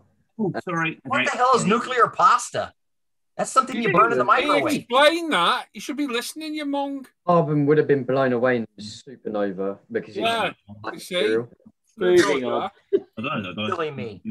50 quid, Paul. What? £53. Yeah, I know. Did you get it? No, good. Not at that price, no. You swear if you want. Ouch. Round 6, right? Hang on, wait. You didn't tell me you got right. Yeah, sorry. Tim. Yes. How many did you get? I got 5. 8? What? Yep. Resistance, gravity, true, CFC. That's 4. No, he said if you get it right and right CFC, you get an extra bonus point. That's right, yes. Yeah. I've done then. That means I've got 2 because I only answered 1 question technically. Yeah. Well, I did Dan, write it what down. did you get? I'm feeling left out of the 7. OFS here. What's that? 7. Luke, what are the sections of the spine? Cervical, thoracic, Cervical, lumbar, thoracic. and what else? Lumbar. Yeah. Wait, no. Cervical, thoracic, lumbar, and what else? Sacral. But they're fused. It doesn't count. No, we're doing a quiz. And how many are in the sacrum? Where are we up to? No one cares, Jim. Technically, Yes, Jim. All fun. technically 3, but they're fused. 7 Sam, how many cervical, points 12 did you get? thoracic, 5 lumbar. How do we get 33? It is 33. Okay, I'm just trying to figure out how we get there, though. Americans must have different number than us. Yeah, it's 'cause we're taller. Oh, the American numbers. You've not fully evolved yet. Yeah, but don't forget, Americans were taught maths by Dan Abbott, so. Go on, Jack, carry on, mate. Sam, how many did you get? 2. 3. 2. 2. Yeah. That's a 1.5 finger. So 2. Paul, how many did you get? 6. I'm happy with that 6. That's good. Alan? 6. I'm not so happy now. Luke? 10. Oh! I'm caught. There's something going on here. Bullshit. The fact that I've been to school. Hang on a minute. Which one? Hang on. So which one did you get wrong then? If you got 10, So I missed one on the question 6 on the 4 forces. I only got 3 there. I got number 1 wrong. Yeah. I didn't get nuclear pasta. I got, what else did I get wrong? I think that was it. Oh no, I got false. I thought gravity wasn't infinite. Oh, okay. So you could have done better, really. Yeah, I should try harder. Must try harder. Let's try harder. That's it. That's what we bring away from this. Luke needs to try harder. Luke, you know what's a real shame? That your modelling's not as good as your knowledge. It really is. It really is. Oh, shit. It really is. Whoa, I don't want any wars started. Oh, there will be. Just, don't worry, Jack. Norm? 4. Dan? 2. Good lad, Dan. Join the 2 club. Well done. Al? 2 with a steward's inquiry on question 10 because all mine are fused together. Therefore, I've only got 1 and I'm a person. I'm going to go with mine. I'm going to go that my answer is correct because I said all of them. I'm going to go for average people. But no, Jack, you're absolutely right. Every human is born with 33 vertebrae. But you know, every single one is. Well, I see. If you're going to be pedantic, yeah, it'll be like 98%. So, does your coccyx count as your vertebrae? Yeah. No, Luke, I don't know. Anyway, are we done? Right, moving on. Carry on, Jack. Jim. But I protest number 10. It's not a state. And I'll move on to the final round. Cool. Is this a picture one? No, it's how much were you paying attention to what I was doing the entire time? What, flipping your hair out of your face? We don't have your camera on because you're along the way. No, I do. No, hang on. This isn't right because the camera moves round as we're talking. Yes, it does. Yeah. I haven't been on you all the time. You might have failed on this round, Jack. Okay, I'll give you the questions, but I won't count the points. Fair enough. Good, because I'll not get any right. Well, I hope wanking wasn't one of them. Can I put that he Googled fluffer? I haven't, and I'm not going to, quite frankly. No, honestly, Jack, you should. You'll get some really interesting answers. There's some good videos out there. Yeah. You will, don't worry. You'll definitely have a stiff sock by the morning. Anyway, carry on. Question 1. During round 1, what did I say was a Rolex? What? Say that again, Jack. Hey, Rolex. Rolex. You're. Oh yeah. Then All roll the questions again. Hang on. Yeah, right, go on. Hang on. Paul, play Yeah. the thing. Play it back. Play the live show back, and we'll find Hang on. out. Yeah, I just need a 5-minute timeout. I'll be back in a minute. I heard you say Rolex, and I've completely forgot what it was. Yeah, right.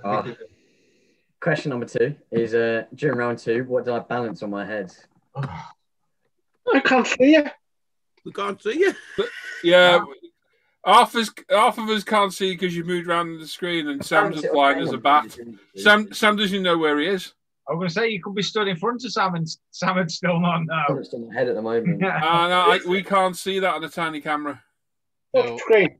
Is it a ruler? Have you any idea how long it takes me to write these answers? Is it a pack of 3? Yeah, he had a kind face. What did I balance? I won't count these. What was it, Jack? I'm going with dildo. I'll tell you the answers at the end. Oh, okay. Sorry. Dildo. During round 3, I played part of a song. You're not allowed to play songs. I was going to say, I hope you didn't. Moving on. Question 4. What did I smack myself in the head with? I'm leaving that one well alone. Oh, God. Away, Simon. My like skull heads, that is. I'm going to say, so far, this is my worst round. Yours and mine both, mate. This is Al's best. Keep going. Go on. Questions. Then question 5 is, in round 5, what did I do? Keep going. Move along quickly. Administered this test. In round 5, you asked us 10 questions. Yeah, but I did something right at the beginning of the round. I doubt you gave us the first question. Oh, you put your sweater on. No, he adjusted his collar. collar. Shout that out loud. Yeah, hang on, thank Jim. One right. I'd already written that. I'll tell you what. And what is different about the slides? I forgot about question 6, to be fair. Hang on, I thought there's 5 questions in this. What slides? I might have said 5. I might have changed it. I got it. Wow, this is a poor scoring round for me, I've got to say. And the answers was, I said a highlighter was a Rolex. I balanced an orange highlighter. We'll skip question 3 because, I smacked myself in the head with a flask. What the hell was question 3? A bit because I just skipped that bit. But I put this top on over my other top. And in round 6 questions, faded in rather than popped in. So hang on, go back. What was the Rasputin one? Music. Yeah, what song did I play? Oh. I can to be honest, I'll find the questions that Wait. I'll find a music question out tomorrow when YouTube flags this as copyright struck. Can I also say there's only 6 for question 6 is only 6 questions instead of 10. Well, actually, Tim, if you're paying attention at the beginning, you said there was 5. There's 5 in the last. That is true. I did say whatever. I should get a point for remembering that. No, because I said these don't count. That's probably for the best. Did anyone get any of those answers correct? Oh, I got Sweater. I got 1 point. I got 2, which is 4 points in it. Oh, piss off. Yeah, but go through, Jack, and see how many got answers on that one. Honestly. That won't be 76 anymore, so... Oh, that's not fair. Just do it, mate. 1, 2, 3, 4... I'll just go with 70 then. That'll be 12, that one. 2 times 6. Jack, just total everyone up and say who won. Give me 5 minutes to just count them all up then. Money's on, Luke. Can we have a guess on Luke? Can I just say, you know the next quiz we do, Dan, can you do the questions? Definitely. Most definitely. No, Jack, can I just thank Jack and he's done absolutely spanking. Thank you, Jack. Well done, Jack. That was a proper pub quiz question. No questions about unicorns or made up American states. What you've done there, Jack, is highlighted how stupid we all are. How terrible some of the schooling we've had. But we're about to find out on a scale here of how stupid we all are compared to each other. Stop learning, so Jack, you can never stop learning. Jack, do you want to just stop sharing your screen? So that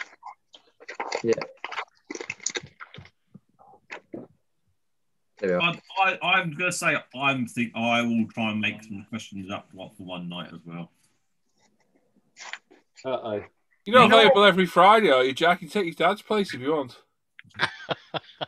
Well, he's got a better sense of humour. He's got more hair. Yeah, you'd be better off doing full Monty or something. Okay, so I've got the scores in. What the scores on the draws? To announce. I'll go from third. So in third, we've actually got a joint place. We've got Norman Al. Who? Norman Al. Okay. Oh, Al. Hang on, which Al? Al rather than Alan. Oh, Mr. H. How did Al get there? No, can't be. No, I'm not having it. Oh wait, no, hang on. I've miscounted. You didn't even get my score. No. I take it Jack's not doing maths at A level.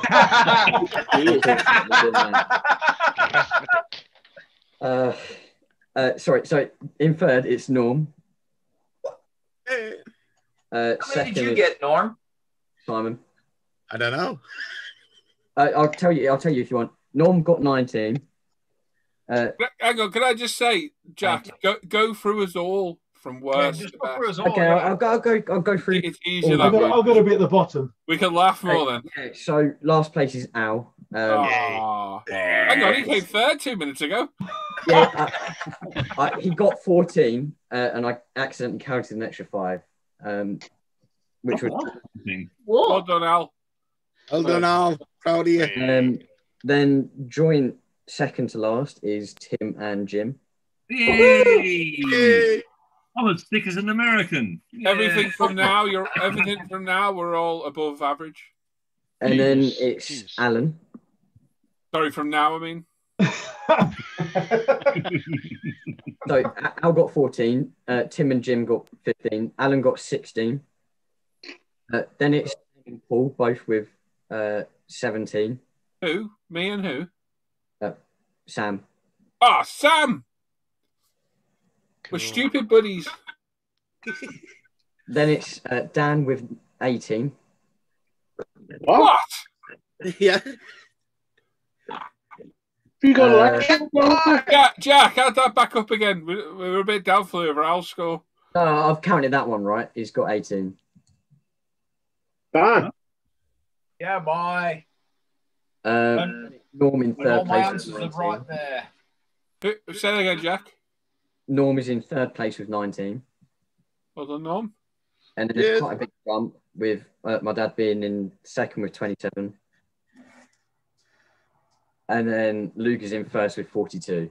Whoa. There's something iffy here. The man who lives with Jack and the person who's been on the phone with him recently. Yeah. Suspicious, isn't it, very Paul? It's very suspicious. Very suspicious. No, yeah. Going to. Anyway, well done, Luke. Yeah. So that makes me the winner then. Yeah. I'm pretty much. I'm going to take that fourth place because I thought I was thick as a brick. So I'm going to take that fourth place. And Norm is the winner of the above average. That's what Norm is. Are you smarter than a scaffolder? Apparently not. Well done, Luke. Well done, guys. And well done, and a big thanks to Jack. Thank you, mate. That was really good. Well done, Jack. Really good. That was a good quiz. Very good. Top work, mate. Good quiz. Yeah. Damn. I don't know about you, mate. I'm happy being right in the middle with my buddy. Oh, hang on. No, Norman got third. Sorry, hang on. Right. However, I do need a toilet break. Oh, hang on. We'll have to hold for 5 minutes. Yeah, we should go for 5 minutes. I'm going to disappear. Bye. No worries, Jack. Cheers, Jack, 2 things before you go. Google Fluffer. Hang on, trust me. You'll thank us later. And please get a picture of your dad's slippers for me. Yeah. Yeah. Okay. That's a no. Thank you, Jack. See you later, mate. Cheers, Jack. Cool. Well done. That's a no. I'm not messaging you or being in contact with you. You got a good lad there, Simon. Yeah. Yeah, that was a very good. My kid, Simon. Yeah. Next time, Dan, you're doing the questions. So we'll get questions about frying bacon and Peppa Pig. Yeah. And other scary things. Yeah. I can't believe I came fourth. That sounds wrong, but I'm delighted at the fourth. I'll take that. I guess Luke's used to coming first. It was just messing around. Oh dear. Who's that chap, Tim? That's Tom. Oh, Tom. Yes. Did you take part in the quiz? No. Oh. I'm fucking shit at quizzes. Oh dear.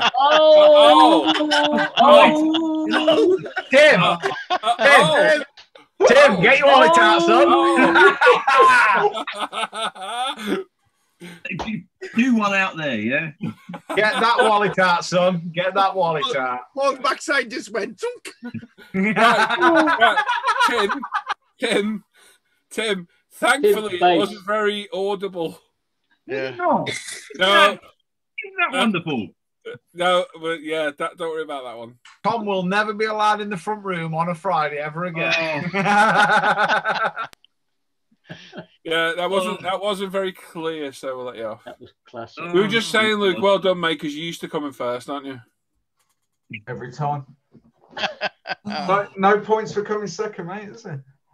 Well, I don't know. Might win you some fate. No, hang on, no.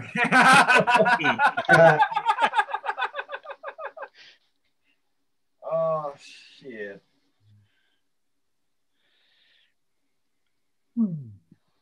Yeah, I got all excited on the vertebrae question. I was like, "Oh, finally, I know one." Yeah, but you've got to count. You've got to count the intervertebral discs. Well, we do medical stuff better than you. Bugger off. Yeah. Well, to be fair, Luke has got training in this century, whereas I took my training last century. And back then, they specifically told us you do not count the sacrum and the coccyx as vertebrae. Well, who's got a degree in medical? It's like, is Pluto a planet or not? Who knows? Is a dog? They're all changing their mind. So is that Mickey Mouse's dog? I want to say, Yes, well, it yeah, is. Mickey Mouse had a fella called him. Fella. The thing to ask is, Had a the thing fella. to ask, Come on, listen, fella. guys, the thing to ask is, what do the audience think of tonight? Did they enjoy it? That's a good question. What do people in the chat think? Just looking at the thumbs up and down, Paul, we've got 100 thumbs up and 6 thumbs down. Oh, a few dislikes. I think they're just angry at the answers. Yeah, because they didn't know the answer. Probably. Yeah.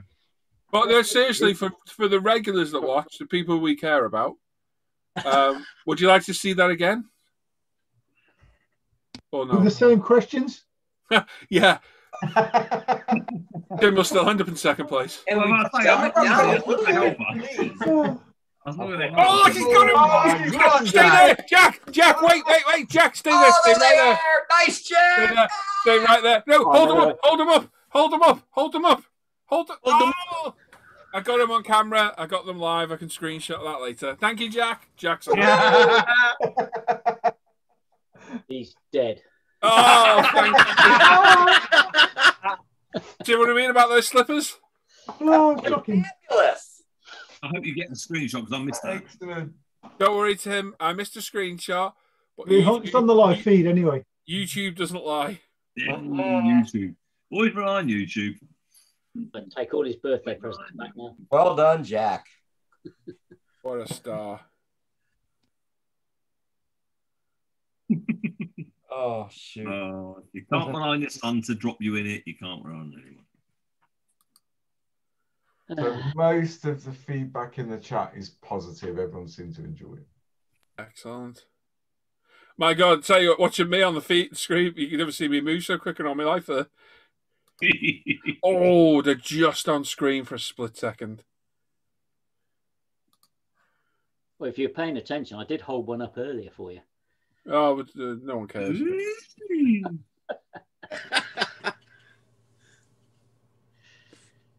Oh, I don't know. I'll grab that later when I'm on the Mac. You can't trust your kids. But at least Simon's slippers are worse than my moccasins. That's all I'm saying. They're the worst slippers I've ever seen in my life. Who knitted them for you, Si? Hey? And it's their sight regained. It's when he says his grandma that passed away in '87 or something. No, Jack bought them for me. Because you wearing them for a day? He doesn't like you one iota, does he? Don't believe that. They're warm. So my fur-lined moccasins, thank you. Yeah, we've got a bit of feedback in the chat. That's good. I can hear it. I can hear it too. Is it me? Oh, I can't hear it. I can't hear nothing. Oh, right. How the days went by doing that? Oh my God. Many an hour of entertainment just shouting that. Only a minute. Can anyone not hear it? No. You know. So, did anyone in the chat score themselves? And did they beat Luke? A few people playing. Hang on. Hang on. I didn't see nobody else in Luke's room. I'd imagine Gary. I'd imagine Gary beat him. Yeah, Gary probably did. Yeah. Gary's a cheater. Gary couldn't beat an egg. Gary's beat Luke. He didn't say off. Beat Luke. He didn't say off, Dan. I was very lucky in that quiz though, because there was a round on history and a round on science. I went to a round on none of them. I've got to say, both quizzes usually do have those rounds. So if I'll make sure when I do my quiz, we don't have those rounds. Oh my God, Dan, forget you doing the quiz. Tim's doing one. I do the quiz. On average, how many Smarties do you get in a pack? Name the 4 Teletubbies. There you go. Dan Croak got 70. Tinky Winky, Dipsy, Lala, and Poe. Oh, that's scary. You know that, Paul. Dan Croak. I have a 6-year-old, and I love the song when they released that. Yeah. I'm gonna sort out doing a quiz for you guys. Good lad. Thomas, what do you mean? Check out ISM group bills. What we're looking for, mate? Anyway. Dan says sorry. No, I got 7 or 6, not 76. Oh shit! Nice one, Dan. Very good. That was a bit of fun, wasn't it? A bit different. Yeah. Ashley got 3. I actually now know that I am a brick. Hey, you're a cleverer brick than me and Jim, so don't worry. Hey, I come forth. I'm going to take that. Definitely. Take it and run with it, yeah? Yeah, and as Ben's saying in the chat, he got full marks on history and bombed on science, which basically reflects his A-levels, because he got an E in physics and a B in history. There you go.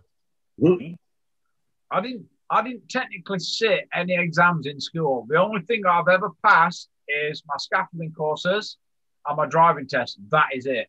And wind. Well, you passed the gate on your way out. Well,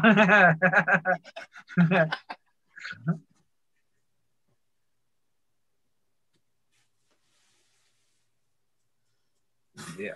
Wow, I'm staggered that I got 4th. Oh, don't rub it in. I'm chuffed to bits with that. I am chuffed to bits. You're a highly intelligent man, Daniel. Apparently. Do you know what? I always thought, anyway, that schooling will make you book smart, but to be proper smart, you need to be in the real world. All right, you only got 4th place. Calm down. Yeah, that is true. That is true. However, Thomas, thank you. You can be both. I've got a head full of shite, but I know a little bit about a lot of things. Tom, you're brilliant. I don't want to know, do I? I've got another picture to add to my feet. You know, you critiqued my GMT time thing today, so. Payback's a bit. Did you notice the picture in the bottom right that I added to it of Dave's backside? Yeah. I've got another picture now to add to the left. Oh my God! That is a brilliant pair of Aren't you? I think that's offensive to call them slippers. they're Look like, at them. I think you should only wear them in December. they're like a cheap pair of Uggs, which is even worse. There's Santa's elves somewhere missing their shoes. Very comfy. Tim, I like that meme. That's funny. GIF. Yeah, that's quite good, isn't it? Yeah. There you go, in our chat. Well done, Tom.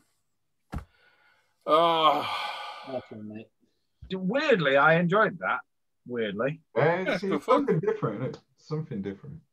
So next week we've got our normal show and Mr. Alan Parker being interviewed. It should be good. Yeah, bye. Are you happy doing it, Norm? Of course. When did you steal your first motorbike? Age 11. Where'd you hang all the shell suits and where are all those alloy wheels? Poor Al. How old were you when you set fire to the first cricket pitch? That's Dan there. I did a pavilion. It weren't a cricket pitch. It was the pavilion. Thank you. Whatever. A cricket pitch. Fair. Granville. I've got to say, Simon, they are, as I saw today, they are pretty horrific slippers. Hideous. Where are they from, out of interest? Next. Well, yeah, I'd have gone next. Yeah.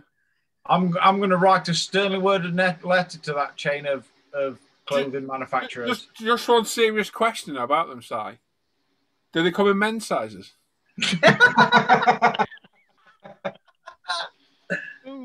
Oh shit! They're wicked. They're wicked. Yeah. Anyway. They're very comfortable on a cold. Yeah, that's no excuse. So my fleece-lined or fur-lined moccasins. Well, yeah, just as bad then. No, they're not.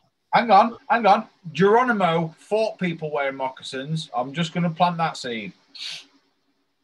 Yeah, they weren't fur-lined with a rubber sole, Dan. Possibly not, but they were definitely moccasins. Well, they work wherever the hell those things are you're wearing, Si. That's sure. They're just scarily female. I'm just going to put that bit out there. Right. Anyway, moving on quickly. They look like something my youngest daughter would wear. Looks like something you'll see in a care home. She's a lady. That's all I can say, Dan. Right then, so we've got a giveaway to do, and that's us done, isn't it? That's us done tonight. Yeah. The boys ain't going to go, okay? So catch up with you. All right, Sam. See you in a bit, mate. See you, lads. See you later, Mara.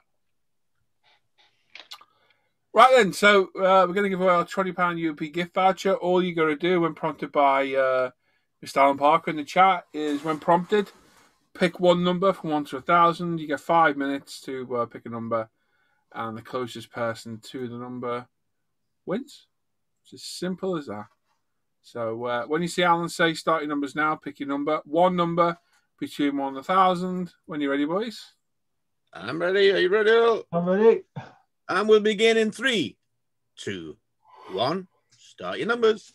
Ring a ring a ring. Ding-a-ling time. Whoever you're, Ben.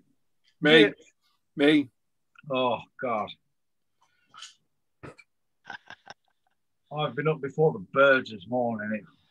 So, I've just noticed Gary's put a number in the chat, but he didn't say how many he got in the quiz. Oh. Play the same amount.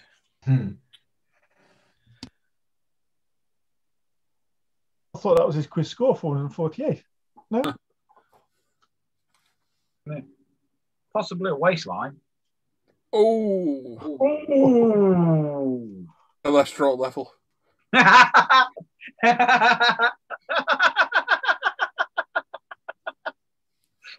Oh, I shouldn't laugh about that because I bet mine's quite high. Oh, I had 6 pieces of black pudding today on my sandwich. Gary, tell us 4 minutes, folks. You got 4 minutes. Gary, tell us what your score was, mate. Even the Chassis side, they support slippers. He'd support wearing them. Yeah, they are. Yeah, he's got his Zimmer frame on the side of the door. Dan, you said you wouldn't say. Careful, he just nearly spilled his complan then. What you didn't notice on last Saturday's interview were his tenor men that he wears. That's what the shorts were for. Tenor men, yeah. Man. I think Claire's probably waiting to snipe her number right at the end. Oh, she's just putting bullet that chamber. In fact, what she's doing, she's just pulling cleaning rod out. Move along. Nobody touch that. Nobody go anywhere near that. It weren't meant like it sounded. And 3 minutes, folks. You got 3 minutes. I've broken Luke.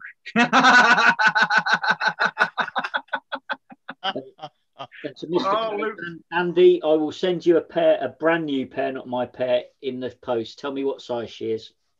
I guess I forget about applying the decals now. What decals are they, Johnny? You've asked the question, we've missed it, mate. Well and truly missed it. What's been going on? The site of Simon's slippers are put as well. I'm gonna Kev's put the slippers for a free gift on his stand in the stairs they purchased.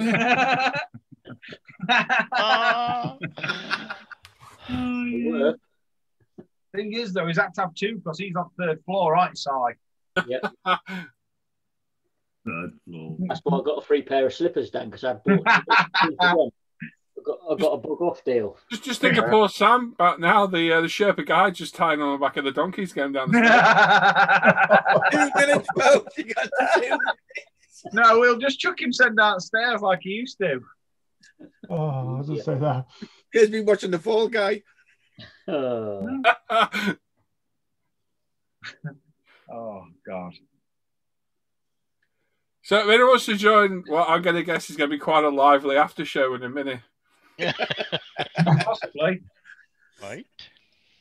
I'm going to say possibly, definitely. It might get a bit interesting and lively in a bit. Yeah. Tim. Yeah. I think you should do the number draw thing and give you spiel just for a bit of entertainment. Oh, the numbers of the number? Yeah, the numbers of the number in the number. That's been drawn by the number. Are you up for doing it, Tim? I can give it a go. I'm totally out of line of what we usually used to say. That will make it more interesting. It will definitely make it more interesting. Use random.org if you can, mate. 1 minute, folks. You're down to 1 minute. Ding-a-ling time is fast approaching. Woohoo! Hey, you leave my ding-a-ling alone. Ah, ding-a-ling. I knew that. I knew somebody was going to sing it. Yeah. Oh, dear. Well, dingle and ling. You mean dangle. Ah, dang-a-ling. Oh, dear. I'm sure we could get arrested for some of the things we've said tonight. Anyway, moving on.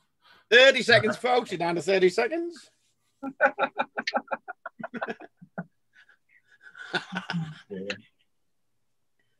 Michael says his birthday's coming up on the 5th. Cool. Nice. Mine's on the 14th. November. Mine's on 22nd. Jones says he's painting a 2013 Mustang Boss. Satin black. Should I apply the decals before? 3, clear coat. 2, 1. Ding-a-ling-a-ling-a-ling. I'm going to say Wednesday. Clager in? Yeah, I'd decal, then gloss, and then matte it. Claire! Oh, you. First time in months she's missed.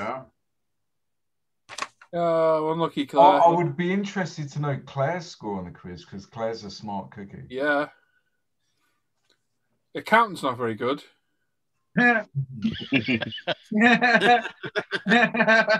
Michael there saying Claire won last week anyway. Who cares?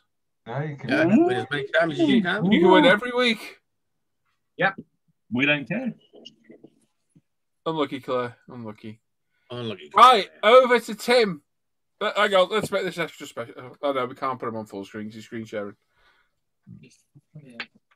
Go on, Tim, over to you, mate. Tonight has been a good night.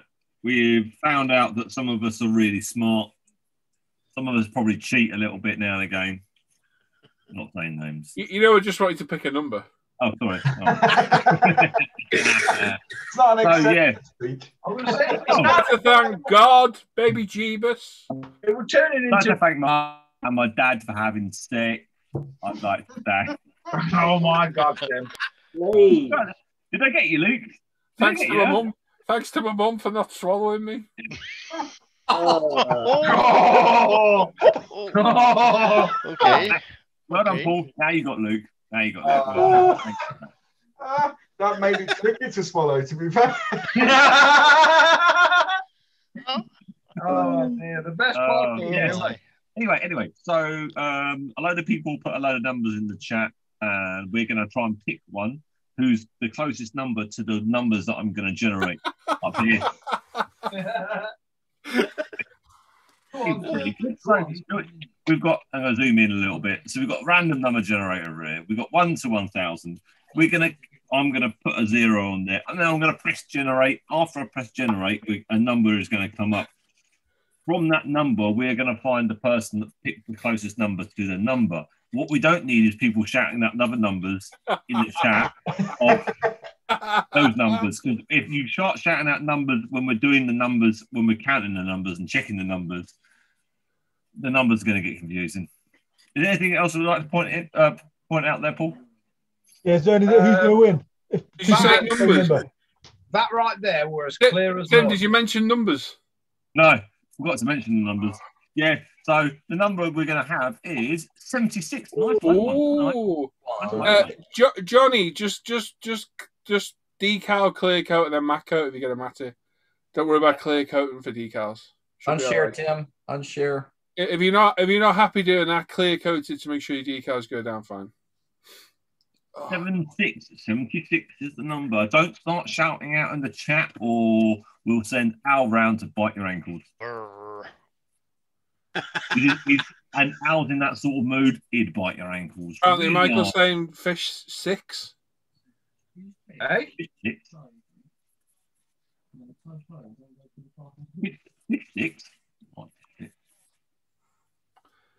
Fish 6.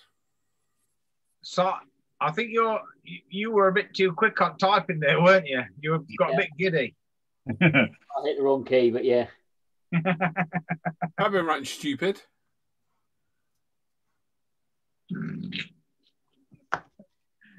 Oh dear. We're all in agreement with that then?